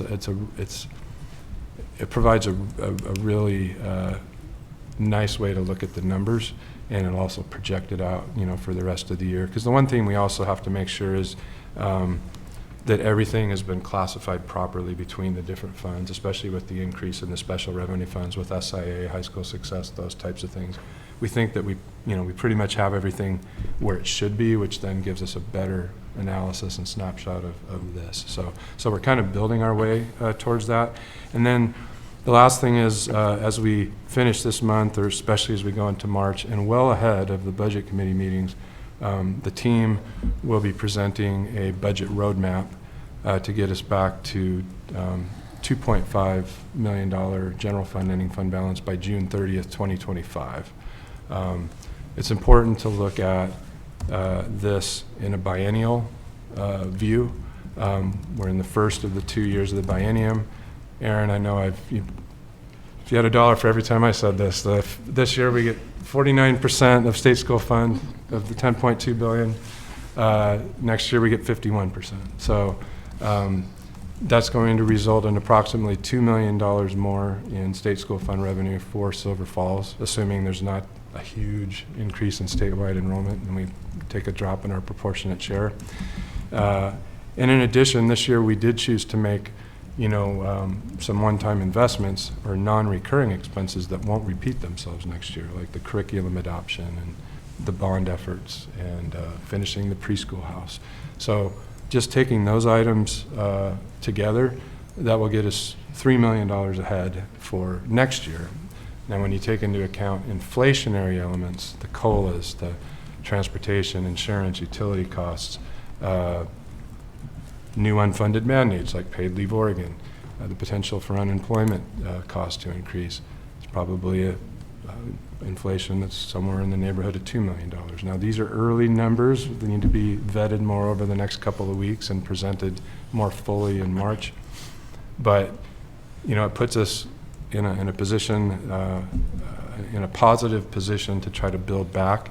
But we would still be looking at, having to cut the general fund expenditures by 4 to 5%, so somewhere in the neighborhood of $2 to $2.5 million. So I think that's all I really wanted to share. Hopefully that kind of gets us to a point where we kind of know where we sit. There'll be some more numbers shared and a roadmap shared with a lot of options and ideas. Obviously, not all decisions will be made. They'll be made by you and the budget committee over the next 2 to 3 months. But that just kind of provides the landscape for where we're at this point in time. All right. Questions about that? Just a quick one. I read an article that First Student here in Silverton unionized. Yes, they did. How is that going to affect our contract with what we currently have? Well, that's a great question. We actually just met with Greg and Andrew at First Student last week to ask those same questions. Dustin, you want to speak to that? Talk to people in the mic so they can hear them online. We will still retain the right. They'll not negotiate anything with the union that would remove our right to be able to ask that a driver be removed from a route, that kind of management right. I don't feel like they were clear at this point because it's so early on on how pay increases for drivers would or could impact their current contract with us. I didn't think they were that clear. That's fair enough. I was just concerned because I know how much of an issue it was last year, and I know Scott pulled about every string and dug under every bush he could find to get us bus drivers, and I'm super grateful for that because it helped. I just concerned about that level of instability. And so thanks, guys. Just a comment. Appreciate the overview and kind of the update. The graphs are helpful. Kind of shows where we're at, specifically kind of looking at the salaries and expectation and the investment in our staff, which completely agree with. And then also encouraging here that we're working on a roadmap to get us back to a slightly stronger financial position down the road. But completely recognize and support the initial effort and making sure that we're competitive as a district and people want to come work here. And so thank you. Thank you, Derek. Other questions? I got one more just because I must not have been paying attention. It's my fault, Steve. The revenues that we're saying like 65%, 62%, is that just because we're still waiting payment from the state to pay us? Like, are we still? Well, it's on track with where we would normally be through January. Okay. So the state school fund payments are 1/12, but they do a double payment in July, and then one payment every month through May. So at this point in time, we would have 3/4 worth of our state school fund payments, and then about 85 or 90% of our property tax payments, which come directly to us from the county. Most of those payments come in November. So these numbers will go up towards the end of the school year then? Yeah, there's still more revenue, yeah. Thank you. Tom, do you have any questions? Steve? Yes, sir. Yeah, Steve. Yeah, Steve. Yeah, you bet. Hey, thanks for the heads up that you guys are working on a roadmap to get the ending fund balance back up. I appreciate the past 2-3 years of you trying to know where the money is coming and going and keeping close track of it, and the unknowns that you kept encountering from grants and various things. It kind of reminds me of my business the past 2-3 years with inflation and fuel prices skyrocketing and labor and shutdown and COVID restrictions and supply chain issues. And, it just feels like it's mirroring what I'm going through. And I feel like things are finally settling down and I can kind of make a real plan now. And I'm really looking forward to paying attention to this roadmap going forward and asking a lot more questions and just learning a lot about how the books are, learning more about how they're kept as we build the reserves back up, because that's super important. But we have to do it and pay close attention, because those are our emergency funds. And you've been so well trusted, and it was as a board member, I pay attention to the things that aren't working, and the finance department has always worked perfectly. And so I've just, directed my energies or my gaze toward other things. And I think it'll be very, very healthy for me to pay attention to finances again. So thank you very much. Thank you, Tom. I agree what you said about more knowns as well. I meant to say that actually, that I just feel that it's very important to say that the 24-25 fiscal year has to be the comeback year, because it's the 51% year. And the knowns now are, we have a higher percentage of knowns now than we have since the pandemic started. And the other part of this, part of the knowns is our licensed agreement. Those costs are known all the way through the 25-26 school year, and our classified agreement known all the way through the 26-27 school year. The environment with the knowns and the increased revenue, it's time. We gotta adjust to the new norm, which means we do have to make some decisions, but it also lends itself to a quicker recovery. Yeah, Thank you. I just wanted to say I think it probably bears repeating at every single meeting that we have, that the financials have gotten way more complicated in the last several years because we have the SIA grant, special funds that can only be spent in certain ways. It's never been this complex. So it's something that I think it's good to remind us about, but remind the public about as well, that things have gotten a lot more complicated, and to understand things, you got to dig in a little bit more. Absolutely. And Leslie and Jacina just here last week put together a wonderful line item list of, it goes along with some of the presentations Leslie has done on SIA, high school success, and other integrated guidance programs. But it's a very nice one-pager that I think they'll be sharing here in the next meeting or two as well, that gets a little more specific, but still keeps it at a fairly high level, but gives a little more detail on each of those programs. So I think that'll be helpful too. Great, we'll look forward to that. All right, so next on the list is kind of a presentation / discussion item, because I think you guys are going to present and we have to take action on the seismic grant. So take it away.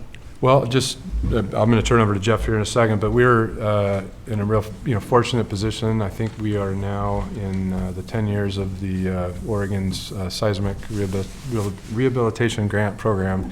I think this is our 8th grant. We went on a little bit of a dry spell for a couple of years, but we did secure in the spring a $2.4+ million seismic rehabilitation grant for Silvercrest.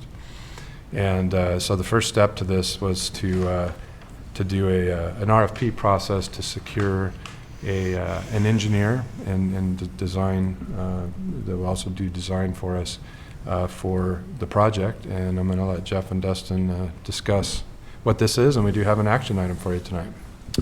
Good evening. So back in October, we put an RFP out for the engineering firms to give us some proposals on the seismic rehabilitation grant we received. We were fortunate enough to get 3 really nice proposals from 3 really good firms. Steve, Dustin, and I sat down. We reviewed them. We kind of had a good conversation about what we saw, what we were making sure we were covering all of our bases, all the requirements were met. We then individually graded and scored them, and then we kind of blindly put them into a spreadsheet so that we were giving it as fair of a shot as we could. After the tally, ZCS was the firm that was the highest scoring, not by a whole lot, but they were graded on their firm capabilities, the project team, their experience dealing with these types of seismic rehabilitation projects, their record of performance and their references, their project approach, and their project location. So after the grading, ZCS came out top. We found that they had really high marks for their firm capabilities, their project approach, and their experience. They've done some projects for us in the past. One thing that stood out for me in particular was their timeline. They didn't want to push it. They wanted to wait until 2025 to hit the ground. And that way we had plenty of time to bring everybody in, have good conversations, make sure everybody was aware and happy with what we were proposing and looking at. The designs were good. We wanted to have everybody at the table with the principals and all the interested parties. So we wanted to give that a good timeline, and we felt like they had given us the best route in that respect. So that's as much as I know for this at this stage in the game. You'll vote on the resolution tonight, and then we'll continue on with the process. Anything to add, Mr. Dustin? Questions, board members? It's easy. The project wouldn't start till 2025.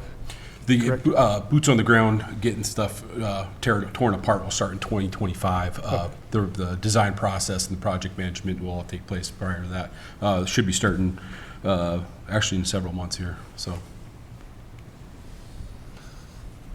we just basically need the resolution to approve us entering a contract with ZCS Engineering. I move that we approve Resolution 2-12-24B, awarding a contract for the Silvercrest Seismic Grant Project. We could do it now, but we have it As a discussion item? as an action item later. Oh, okay. Yeah. Phil, did you want to say anything? No. Okay. All right.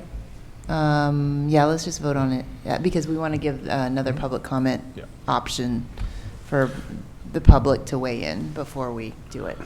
Yep. Okay, thank you, Thank you. gentlemen. Thank Really you. appreciate it. Thank you.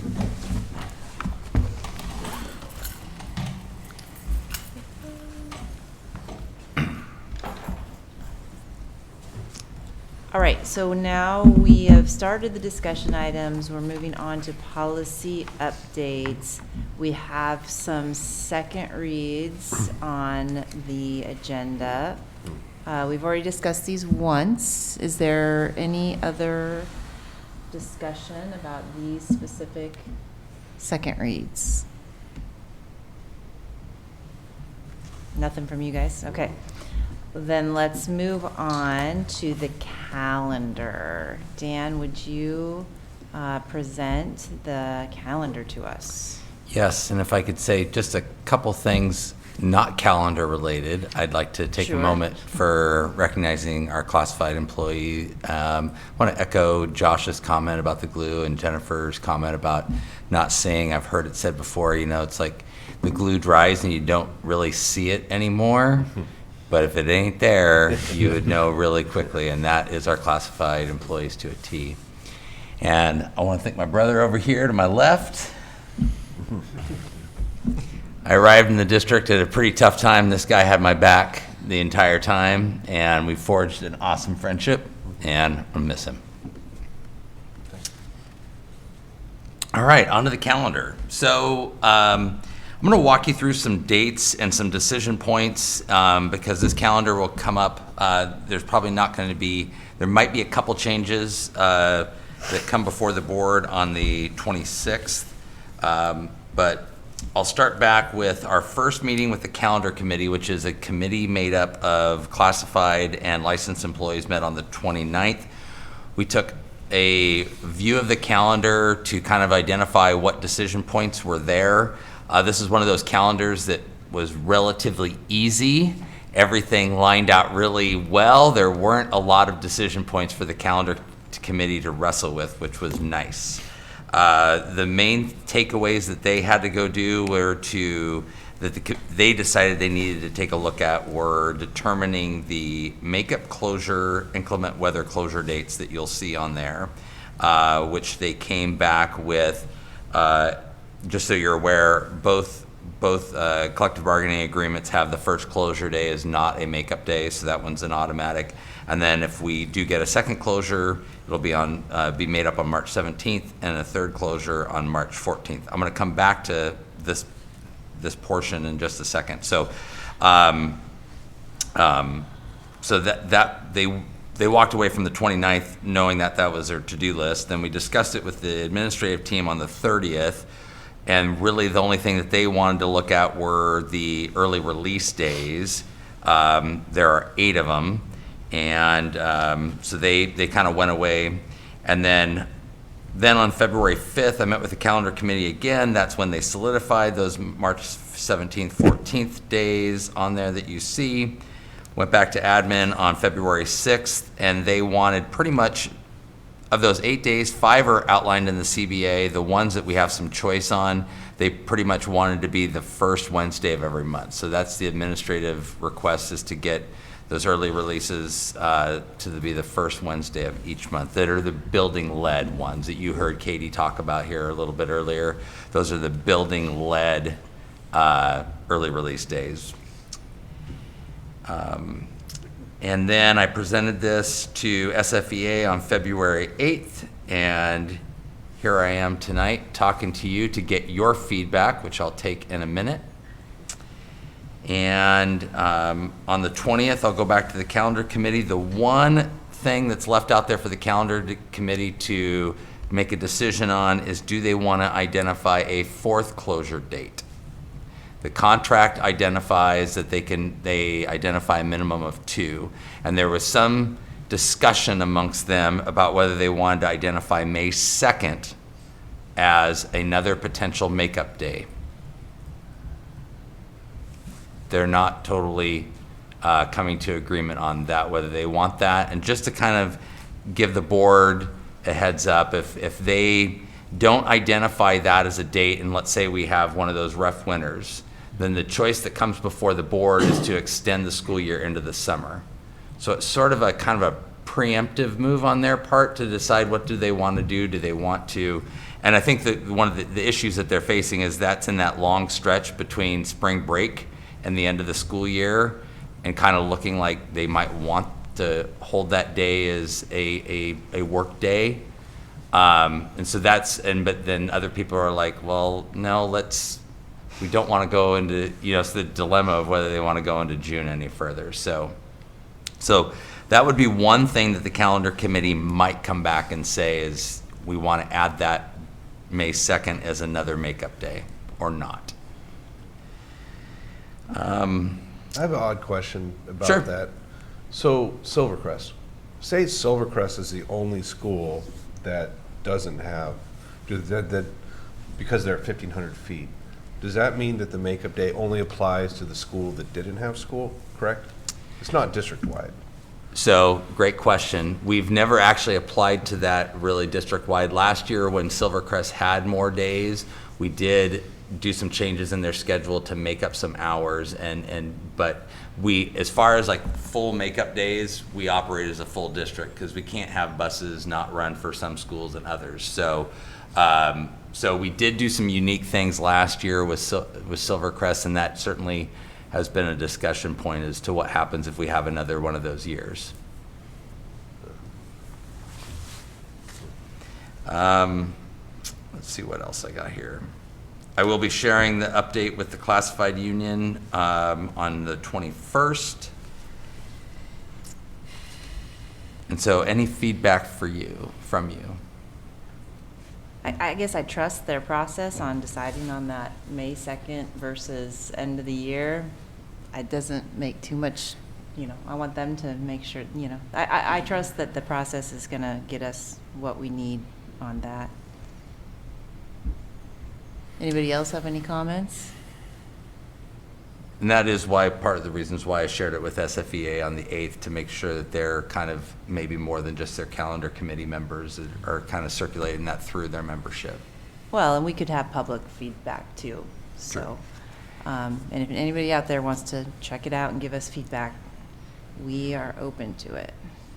So maybe just a question, Dan. So if we did have a bad winter and we had more than that 2 days, and if they don't identify May 2nd, then the natural would be to go to like June 16th, like push it out a day. Is that?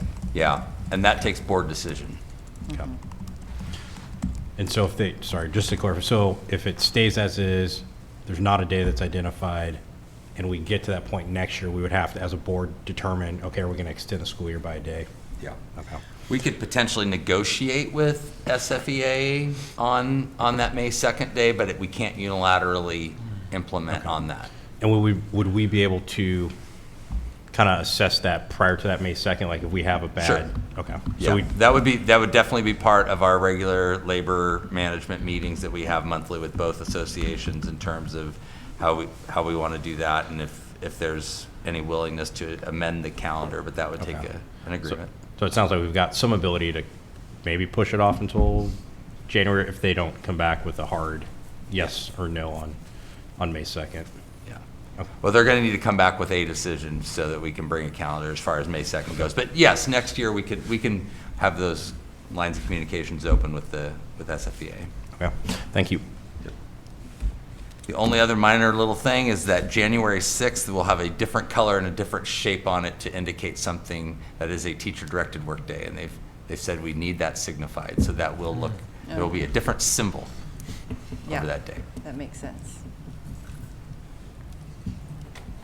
Any other comments?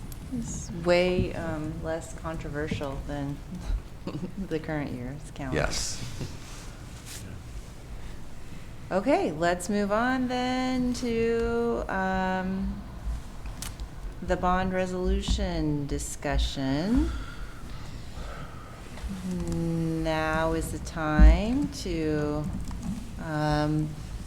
discuss the resolution. We'll open it up to comments. Well, I'll start with a question. So, just if then, so let's entertain that we win real quick and then all our problems are solved. Now, it doesn't. And we still have buildings to take care of. And I know I thought I talked to you a little bit about this, Scott, about what's the timeline for turning around for like just a small like bond or maintenance operations levy to take care of the stuff we have to do? I mean, how, like, if this, because we know we talked about it in the past, the board did, about just an option of like, okay, let's go for a 12 or a 15, or say we just do a 5 million operations levy. How far back are we to get that done onto a ballot to get voted on? Because I know this takes so much of your guys' admin time, so I know it would just be nice to just win and move forward, but. Wouldn't that be great? Yeah. What it would boil down to, Josh, is the process. Process is what would dictate the timeline to come up with a bond recommendation that the board would take action on. So I would say to do a whole new bond, let's say, first of all, we need to get our facilities assessments done. All that needs to be redone. Our long-range facilities plan was probably good for another couple of years. We'd need to run a full bond advisory committee as well to make sure that the public has had plenty of opportunities to give input. So we're talking about, over a year to do the process once it's done from A to Z. So if we look at, next year to run a whole process and then to bring it to the board to take action on, you're probably looking at the May election next year. The year after, or the November before that. But I would think it would be all of next year would be dedicated to a bond advisory committee process to come up with another bond. And what does an operations levy look like compared to a bond? I would have to come back to you with that. Yeah. I'll chime in and say there would have to be compelling reasoning behind an operations levy for me. No, I'm not saying now. I know, but I'm saying that I think that we've got to get that school taken care of before we can do any that's my personal opinion, position. Does that answer your question, Josh? Yeah, I'm waiting to hear what my colleagues have to say.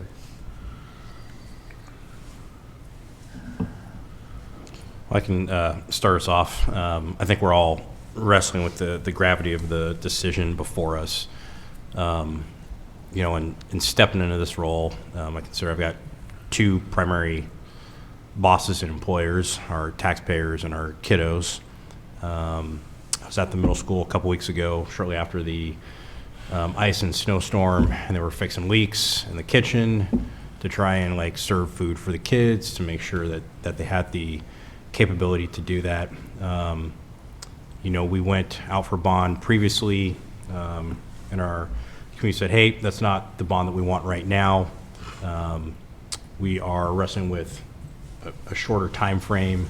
We're trying to capitalize on the work that the bond committee had done, the long range facilities committee had done, and to also capitalize on securing that $6 million in the Awesome grant as well. It's not an easy decision, obviously, but I think our role is to take complex decisions and then put it back out to our bosses and say, hey, this is, at this moment in time, what we think is the best option with what we have right now. And so for me, again, we have two primary pressing issues. One is we need a new middle school for our middle school kids. There's just no other way around that. And then we also need to preserve the high school, and recognizing that at some point, every student that calls Silver Falls home, that works their way through the high school, will benefit from that. Obviously wrestle with the part of our other outlying schools and some of the other schools that do have significant issues, not getting necessarily directly benefiting immediately, but again, understanding that this should free up some of the dollars that we have been pouring into the middle school on the facilities and maintenance piece, then also the significant importance in maintaining the high school. So, as we kind of talk through this, I'm definitely heavily leaning towards, approving the proposal that's before us. Again, because I think it's the best option that we have for right now. Yeah, I'll piggyback on what you said, Derek. It's the best option I think we have before us. I think that's a great way to put it. We did our due diligence. I mean, not just us, but 5 years of work went into our November ballot. I mean, I was part of the Long Range Facility Planning Committee. Started in 2019, right? We did a lot of work on that committee, passed it off to the BAC, and they came with a full recommendation of what we should do with the bond. Now, we all know that what we really truly needed in our district was even beyond another $50 million beyond what we really put out there in November to our taxpayers and our community. That was scaled down from really what we truly need. Our community said, no, I respect that. And so then it's our job as the board to be problem solvers, to take that information, that vote as, and I think we heard loud and clear it was too expensive. And so how can we, and again, we have problems before us. Our job is to help solve problems with our community and with our administration. Our problem is, as you said, Derek, and everybody knows, the middle school. It is beyond repair. Several committees, before us who gave us all the information agreed with that. The plan is it's beyond its usable life. It's time to get a new middle school. I will honor that. I will not go against that. That is clear to me as I've been in that facility several times. We also need to preserve this building because every child or every student in the district comes through this building. And if we want to keep it as beautiful as it is today, we have to invest. So then we can't, it wouldn't be accused of having deferred maintenance on this lovely building. We have to do that. So I look at this opportunity we have before us as, okay, we took the November feedback from our community saying it's too expensive, it's too big, we can't tolerate that this time, so we have to kind of scale that back to what we have before us now in option B, which solves the problem of the middle school, and it keeps this building intact for hopefully another 20, 25 years to come. And Scott, you had in your presentation the orange box, and I think what we need to realize and help our community understand that as if we go forward with this is in essence a cost-neutral bond. We are paying $1.96 per $1,000 valuation on the current bond right now on phase 2 of the high school. That figure will not increase or decrease for the life of this new bond proposal. We're doing our best to hear our community from saying we're not going to increase, we're not going to, as we saw, it was a sizable increase. And I do believe people went to their tax statements, did their math. I saw a lot of a chatter on Facebook, whether it was actual, numbers from folks' assessed value or their real value, I don't know. But I heard a lot of chatter on that. And I think if we approve this as a board tonight and move forward, I think what it does is it solves the problem, our biggest needs. Our biggest need is a middle school and keep this building intact. Now, that's not to minimize the K-8 community needs, but we have to triage it. We have to scale it back. Okay, the first option didn't work, which touched everything. We got to scale it back now to the most pressing needs. This is a cost-effective way to keep our $1.96 obligation per 1,000 evaluation in our community consistent We're not increasing taxes, but we're solving the two biggest problems we have in our district in terms of facilities. And again, that is in no way ignoring our K-8 communities. But now we have to, as a board now, triage what's most important. And those two things are most important. And I think we have a plan to present it to our community in a more cost-effective manner to keep the tax burden the same, yet still solve the major facilities problems we have, the two major facility problems we have here in this district. So I'm in support of it.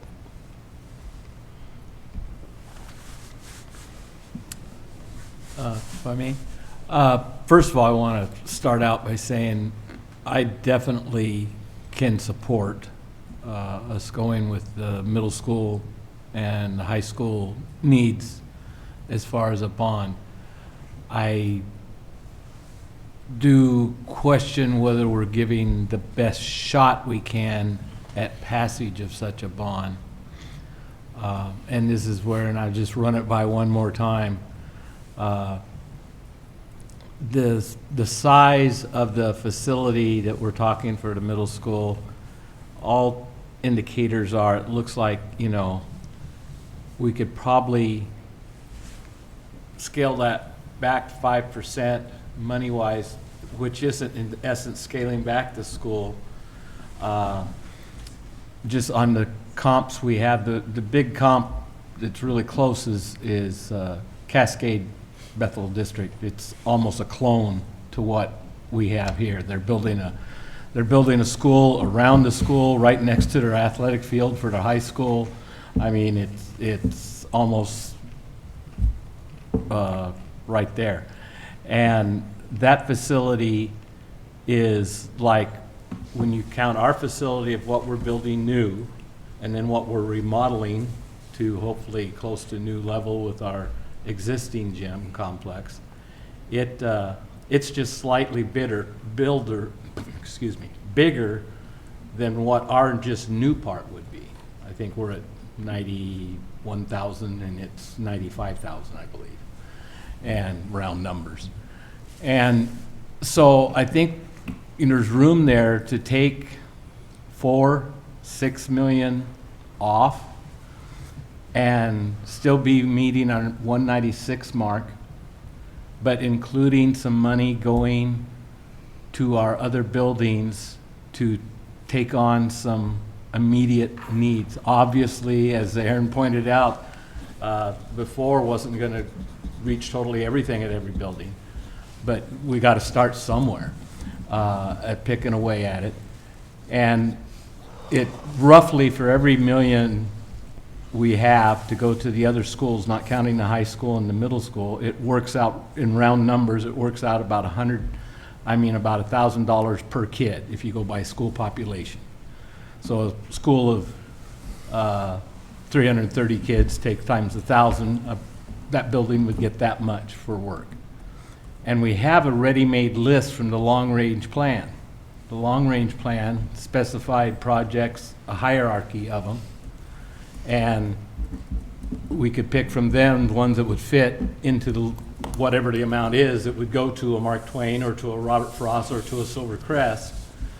And then that way, we're showing, as far as stewardship, we're actually trying to work on the other buildings too, and we're not anything close to saying we're going to fix everything that's there that needs fixed. But at least we've, in good faith, got a start on it. And then we can start talking, down the road, next election or something like that, serial levies for that, has been mentioned and everything for maintenance operation. But it gives us a start. And if we can get real close, even a few cents above if need be, but around that 196 mark, and still be giving some money to those other buildings, be building a very nice and functional and good, big enough middle school that we need for 550 students, get this building covered. I mean, that's extremely important to have any building. You start at the roof and the walls to keep everything else safe. But get the money that needs to come here to get this building up to snuff. I think we've got a lot of selling points pushing forward. And we've checked off quite a few boxes of what people are looking for the money. I'm genuinely concerned that when we talk about the advisory committee, well, the advisory committee, their recommendation was to everything and to the limit. Well, voters turned that down. And so we're already not necessarily going everything as the advisory committee recommended. We know that. But at least in good faith, we've got some going to all our buildings. And so the Robert Frost and Mark Twain and Silvercrest and Evergreen and all our buildings will get some money going to them and get some fixes there. Not as much as any of us want, but would get there. And I feel it'd get more buy-in and improve our chances on fun, because I've said it, I'll say it again, I think we're looking at a very long haul if this bond doesn't pass before anything's going to happen again.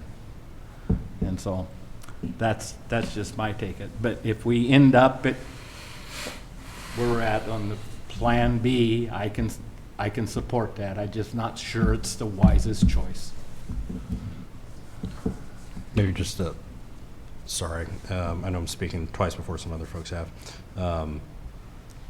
I in general like the concept.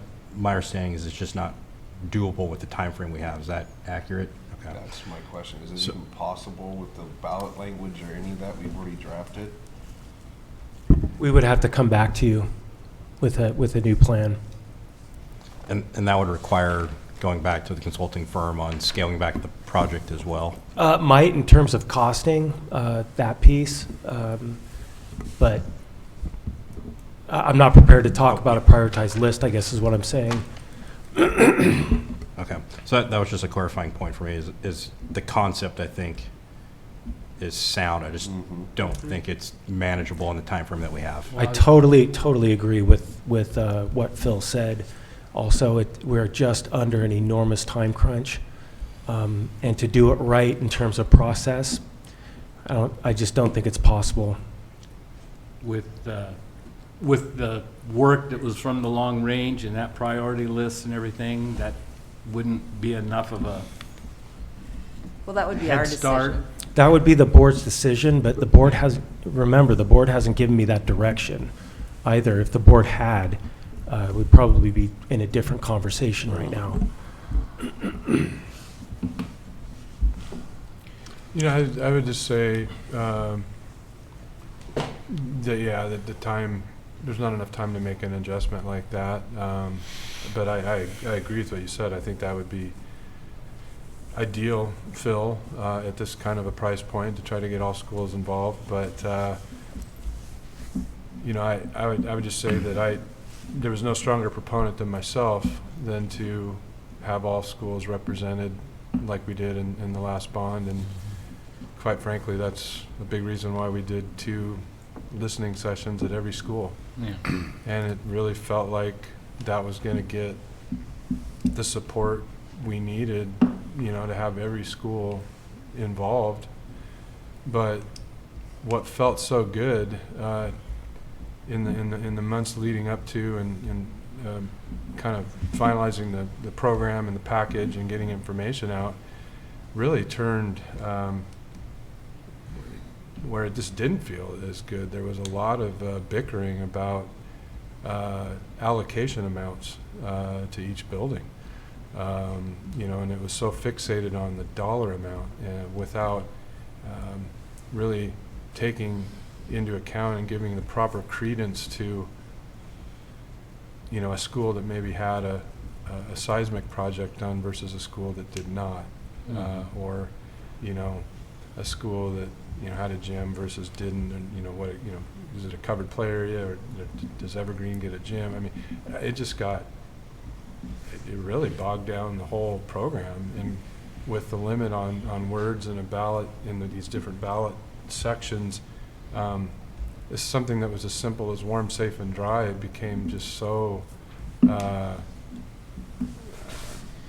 controversial, you know. So I still think, and then we ended up losing all the rural precincts by a large margin after all of that was done. And so I'm not saying that wouldn't work at the right number, so to speak, but I think this effort, kind of piggybacking on all the work that had been done, it'll kind of, I think, you know, it'll tell us, like, well, this one specific method didn't work, and then we scaled it down to 53% of the total, about 53% of the previous total. But it's simpler, it's easier to understand, it's attacking kind of the two biggest needs. And if that doesn't work, then yeah, I guess back to the drawing board.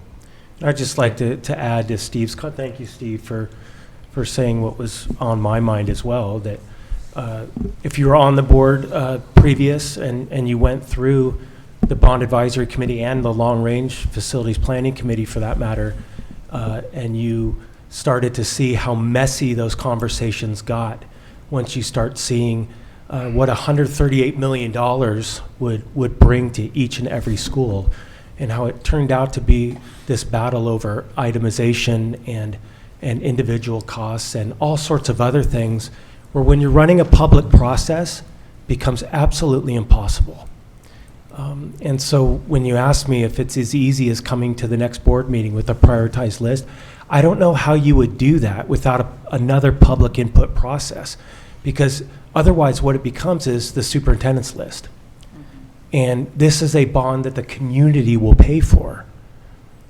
And so I encourage you to think about it that way, because if you were on the board, you would know the thousands of hours that we spent trying to solve that equation on what is the best approach to take with the projects that have already been outlined. And sure, there are a lot of things we'd rather do differently, but we're talking about an enormous amount of work that cannot be accomplished in 2 months. So. Yeah, I totally agree with both your comments, Steve and Scott, and I don't disagree with anything anybody has said. I think that there's a lot of ways to look at it, and from the beginning, when we started thinking about floating this bond, that's always been the delimiter, is we don't have time to do a public process, and I'm not comfortable with the divvying up resources in a way that was different than the BAC.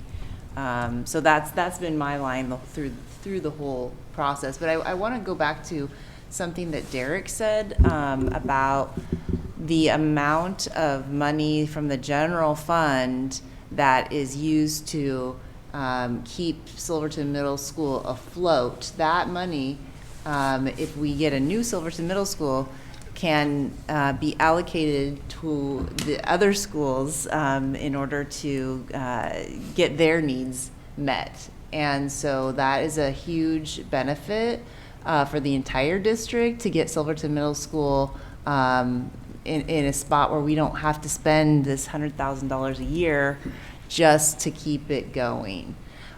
So that's a huge thing that I think people need to look at. And, you know, it prevents us from having to look at drastic changes in the way that we house our students.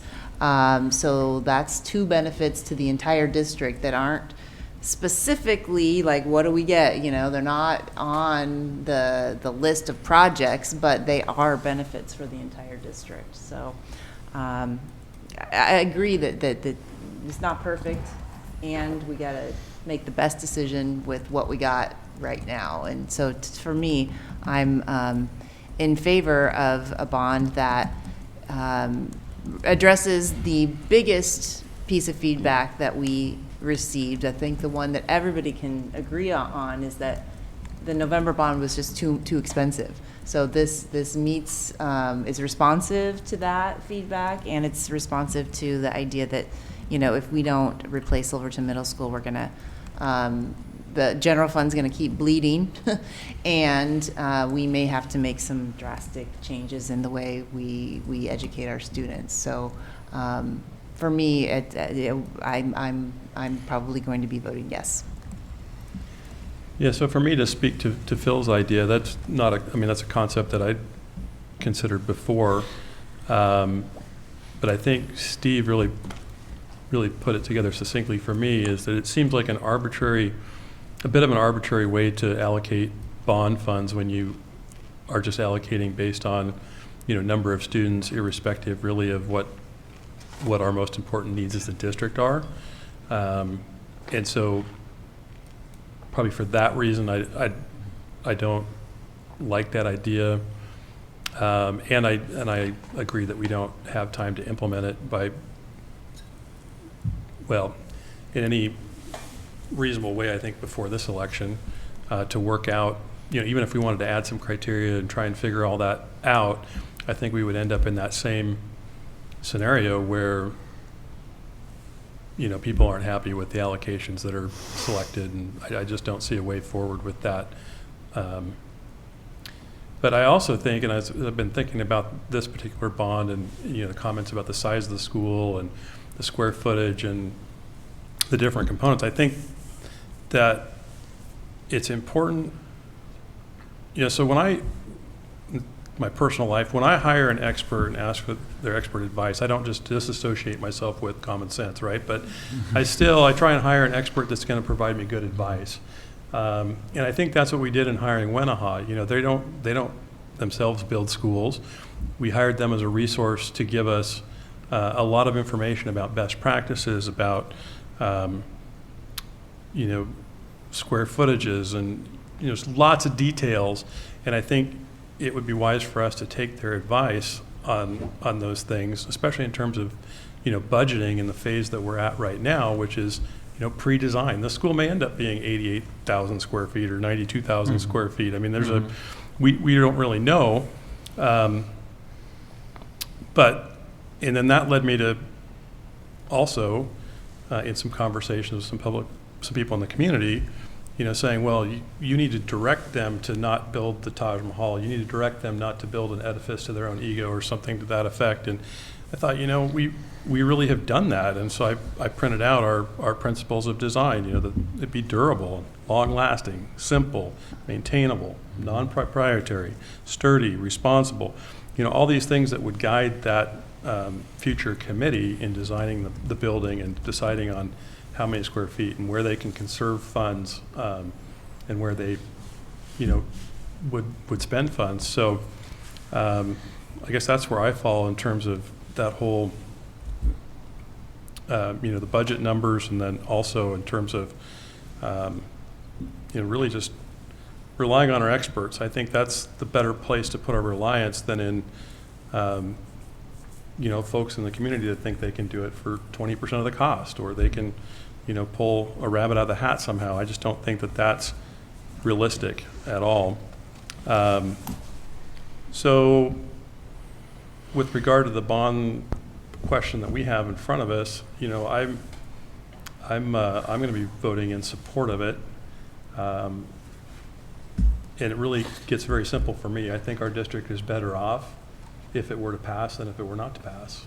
And and to me, it's also the only realistic option that we have at the moment. Yeah, I think that's it, Owen, too. We're at a point now where we have to do this. Like, we have to, when again, coming back to our kids, that's what we're here for. We have to get this done for our kids. There's no way around it. And I don't think we have time to kick this can down the road anymore. I think it's irresponsibility on the part of us as a board if we do.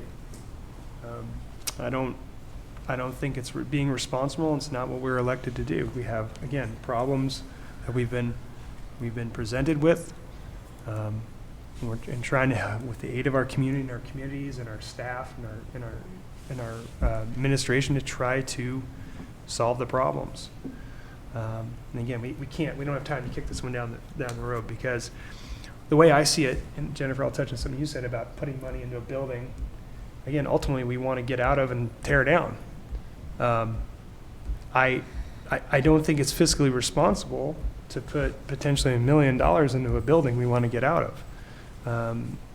Jeff put together a list for us a few weeks back, and and share with us like what could happen. Like there could be a potential $1 million worth of need over the next few years. I don't see that as being responsible when we have reserves down to, 3 digits or 6 digits. That's not being fiscally responsible. And again, it's a building we want to ultimately get out of. So I just don't think it's being responsible. Again, if we kick it down the road or and leave it for another board, I don't want to be, personally speaking, I want to be a part of a board that solves a problem, not just leaves another problem, a really even worse problem for another board, and then just not dumping money into a building we want to get out of. I forgot. I didn't let Tom speak. I'm sorry. Hey, Yeah. Tom. Tom, do you want to take your turn? Yeah, no, I appreciate everybody's comments, but I'm going to be voting against this. I guess I've been for months now wanting option C, and it was kind of floated toward the beginning by another board member just to, pass $6 or $8 million and take care of the high school and get that $6 million awesome grant. I think that would pass, and that's kind of every time I've been floating it the past couple meetings. What about option C? And it never comes up. So, I'm in the minority on that, and I'm fine with that. But it's based upon the fact that, it failed by a pretty large margin. And I think a lot of it, I think something like that would pass, my singular opinion. And it would be kind of like to use a baseball metaphor, just be a base hit. Get one to pass, build a little trust, and then in 3 years that the high school bond finishes getting paid off. And I think that's been an anchor I don't think we've really quite understood on all of these bonds over the years, is that for the most part, most of the bonds we proposed have relied on deferring a lot of our payments for that, and it's called the deferred interest, and we're talking about deferring $60 million for 3 years. So you work the interest rate at 4 or 5% for 3 years, and that 60 million portion that's deferred turns into 68 or 69 million, and then you start making your payment, and that's a increased cost, and it's sad, but I think that's kind of buried in the collective group of voters when they say it costs too much. Well, how come it costs too much? And I don't know the answer the way out. It's too bad that the middle school, the old high school, could not be refurbished into the middle school. It's too bad.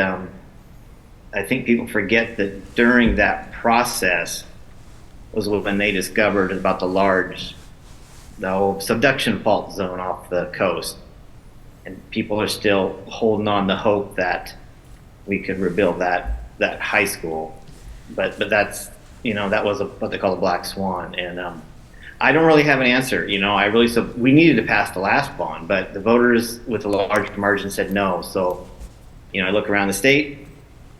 There was a large success of passing these small bonds with the Austin grant. So, but I'm in the minority, and I'm going to back off, and I'll probably vote yes on it when it's on my table.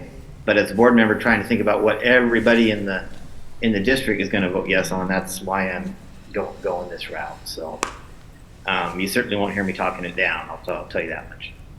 Thank you. Thanks, Tom. Yeah.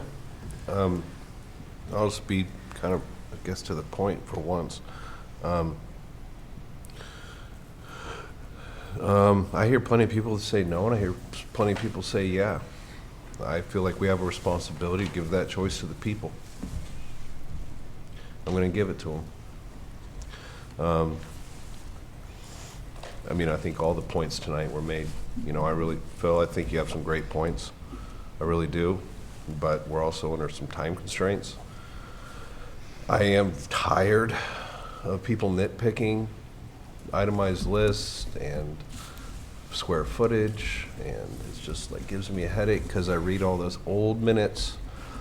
I'm frustrated because it's not this board or the previous board's fault. This has been going on for a decade now, trying to fix that school. You know, takes up so much admin time to run these things. I'm learning, and I'd just like to pass this thing. We will have a bond oversight committee again. I hope people from some really great community members. Scott, if this passes, we'll reach out to those same group that we had posted before, correct? Yeah. Okay. Yeah, and they'd have first right of refusal, Okay. say. Yeah. I want to encourage the board. I have decided that I will enter the nefarious waters of social media for this at great consternation. I will do my best, but I'm going to need a lot of information from you guys. I'm sure I'm going to be asked a lot of questions. I want to make sure I give them 100% factual info. And because we cannot spend any more money, so it's going to be on us to do some heavy lifting. We probably won't have a PAC. We probably are the PAC. And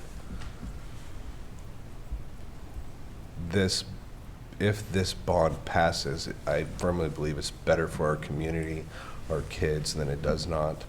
I think we think right now, we're not thinking 50 years down the road what this looks like, and we won't even remember really. That's it. Yes. I just want to say one more thing before I ask for final thoughts. Owen's piece about our design, what did we call it?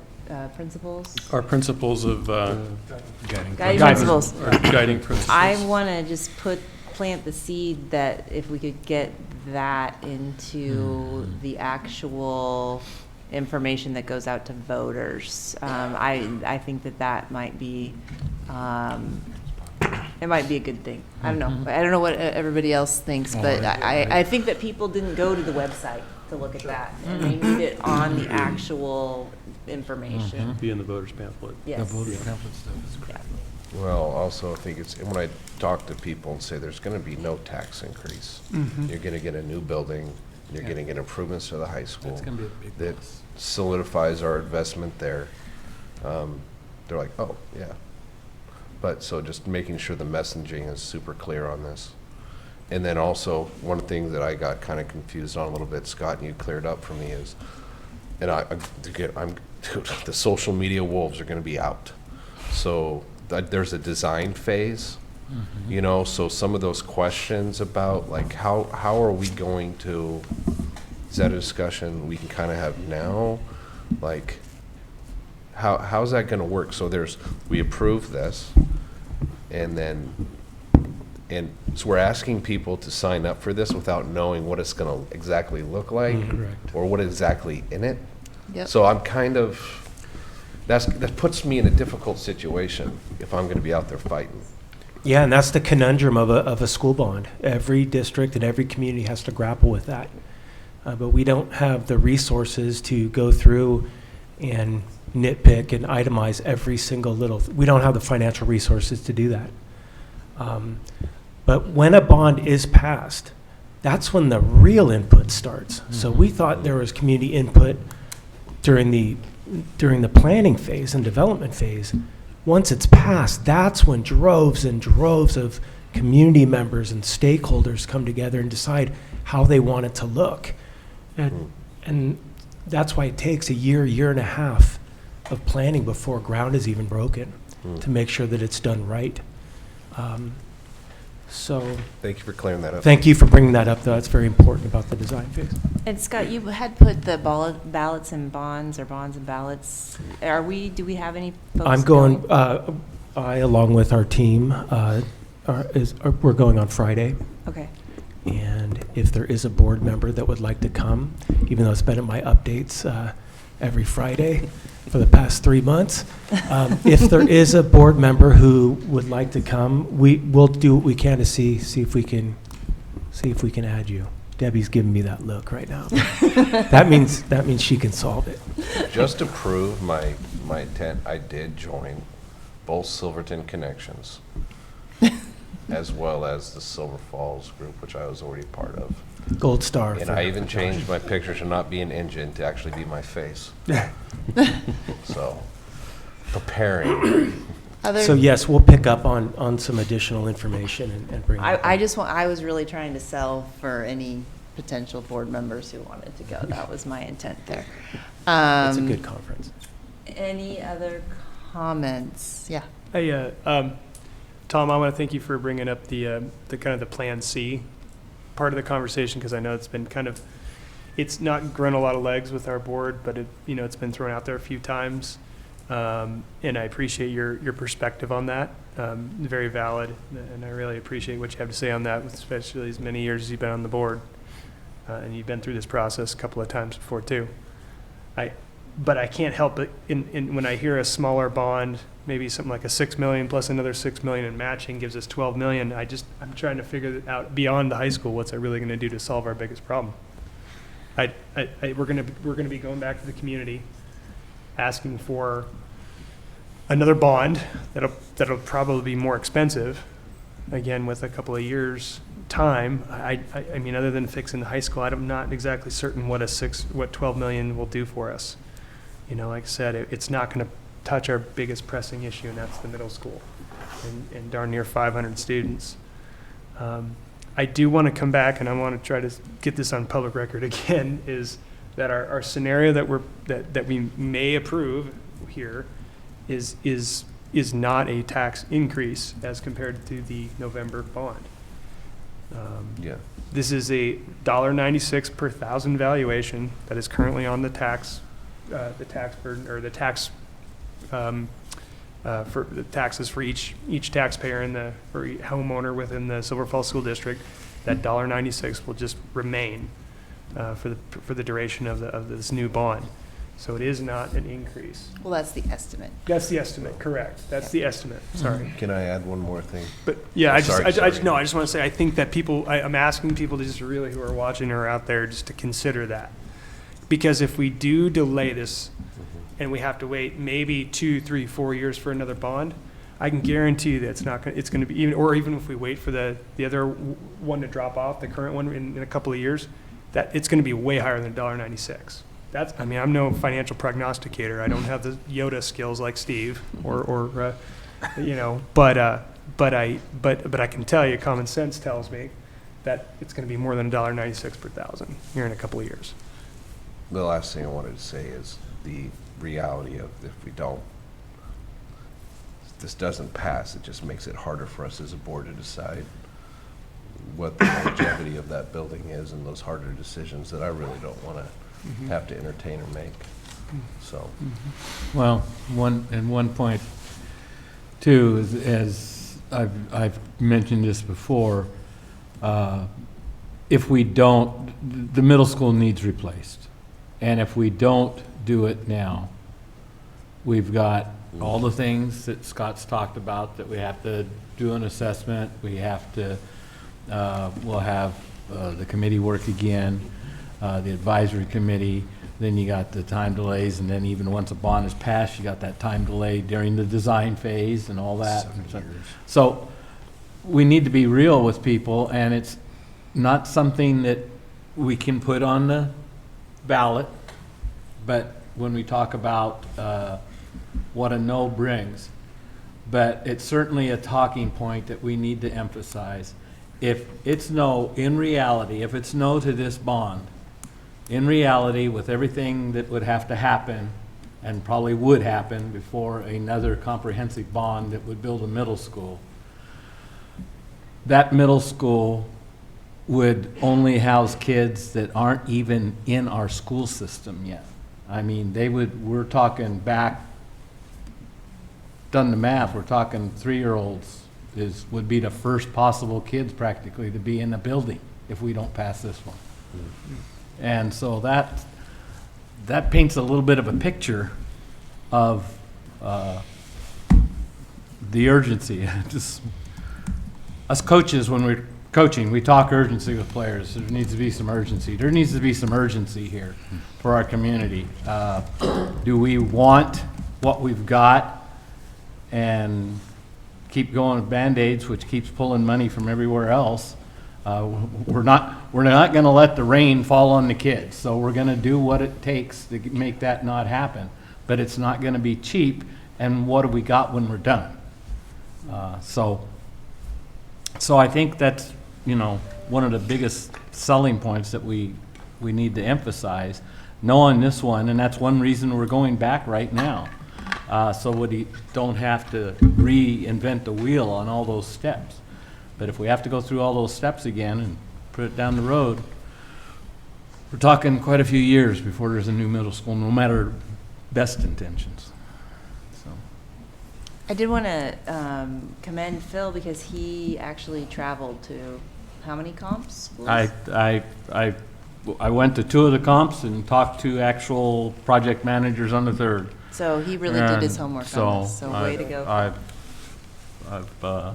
And that's why I can support this. Our numbers aren't outlandish or anything. I just felt, if we could find our work clear, there was some room there to skim some, so to speak, for Thank you, elsewhere. Phil. Yeah, thanks. But I also see the logic of, not being able to put numbers there.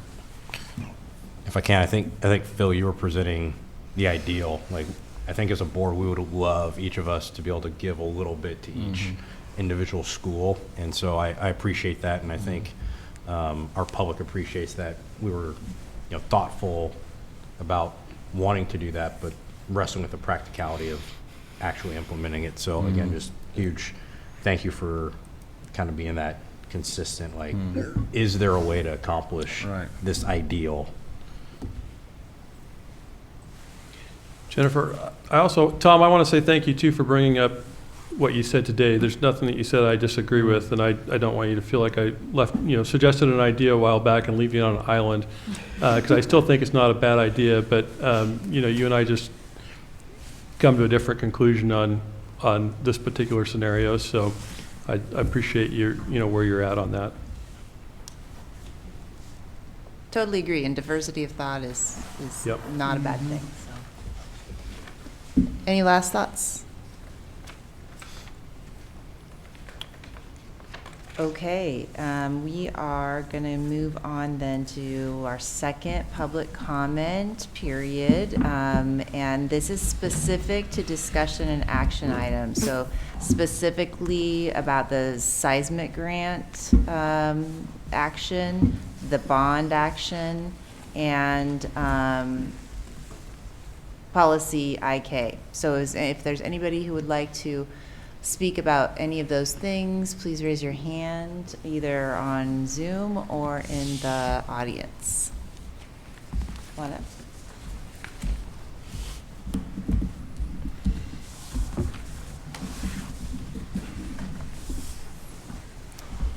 So Carl, you are speaking for yourself? I am. Yeah. Okay, so you'll have 3 minutes, and just make sure that you identify yourself and your relationship to the district. Okay. Carl Detweiler, relationship to the district. I went to Silverton High School, Central Howell, been in the district a long time. I just wanted to come speak tonight. I appreciate your guys' positivity in wanting to pass the middle school bond. I appreciate Tom's courage in taking a different position. That's hard to do sometimes. But in speaking with a lot of members in the community, which a lot of them have reached out to me because they knew I took a position last time against the bond, just a few things going forward that I think are going to make it challenging. One is, a gentleman called me and said, well, what the world, they asked for $1.60 last time. We were getting $138 million. Now they're asking for $1.96, and we're only getting, so there's going to be some confusion in that front. And then, as Tom's baseball analogy, to a certain extent, I feel like you guys are trying to go for a home run and knock it out of the park, which would be great. But I'm just concerned that there's that possibility of striking out, and it leaves us and our district in a worse position because it's going to take longer to get back to the table and try to get things put together than going with that very small, maybe $6 million And we talk about time. As far as I understand, a bond is presenting something to the voters and putting it in action. To me, it seems very simple. We're gonna go after a small bond to take care of some of the problems at the high school, whatever we have left over. We got a great maintenance department. Let them take and put that money into all the issues we were talking about in the last bond.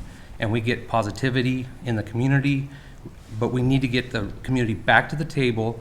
And I think it would be easily, time-wise, to put a bond on to take care of the middle school when the high school bond falls off. Start of a year prior, put that bond on, and I would rather put $1 million into that middle school than defer $12 million to the voters, roughly. That's not fiscally responsible.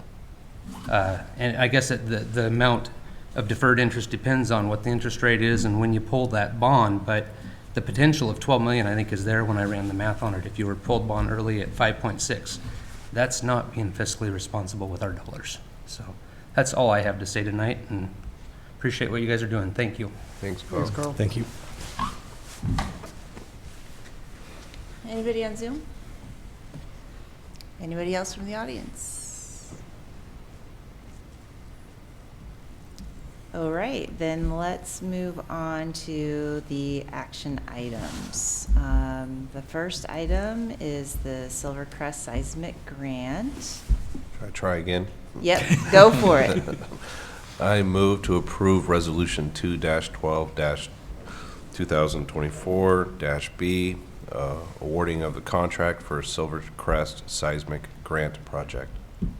I second that.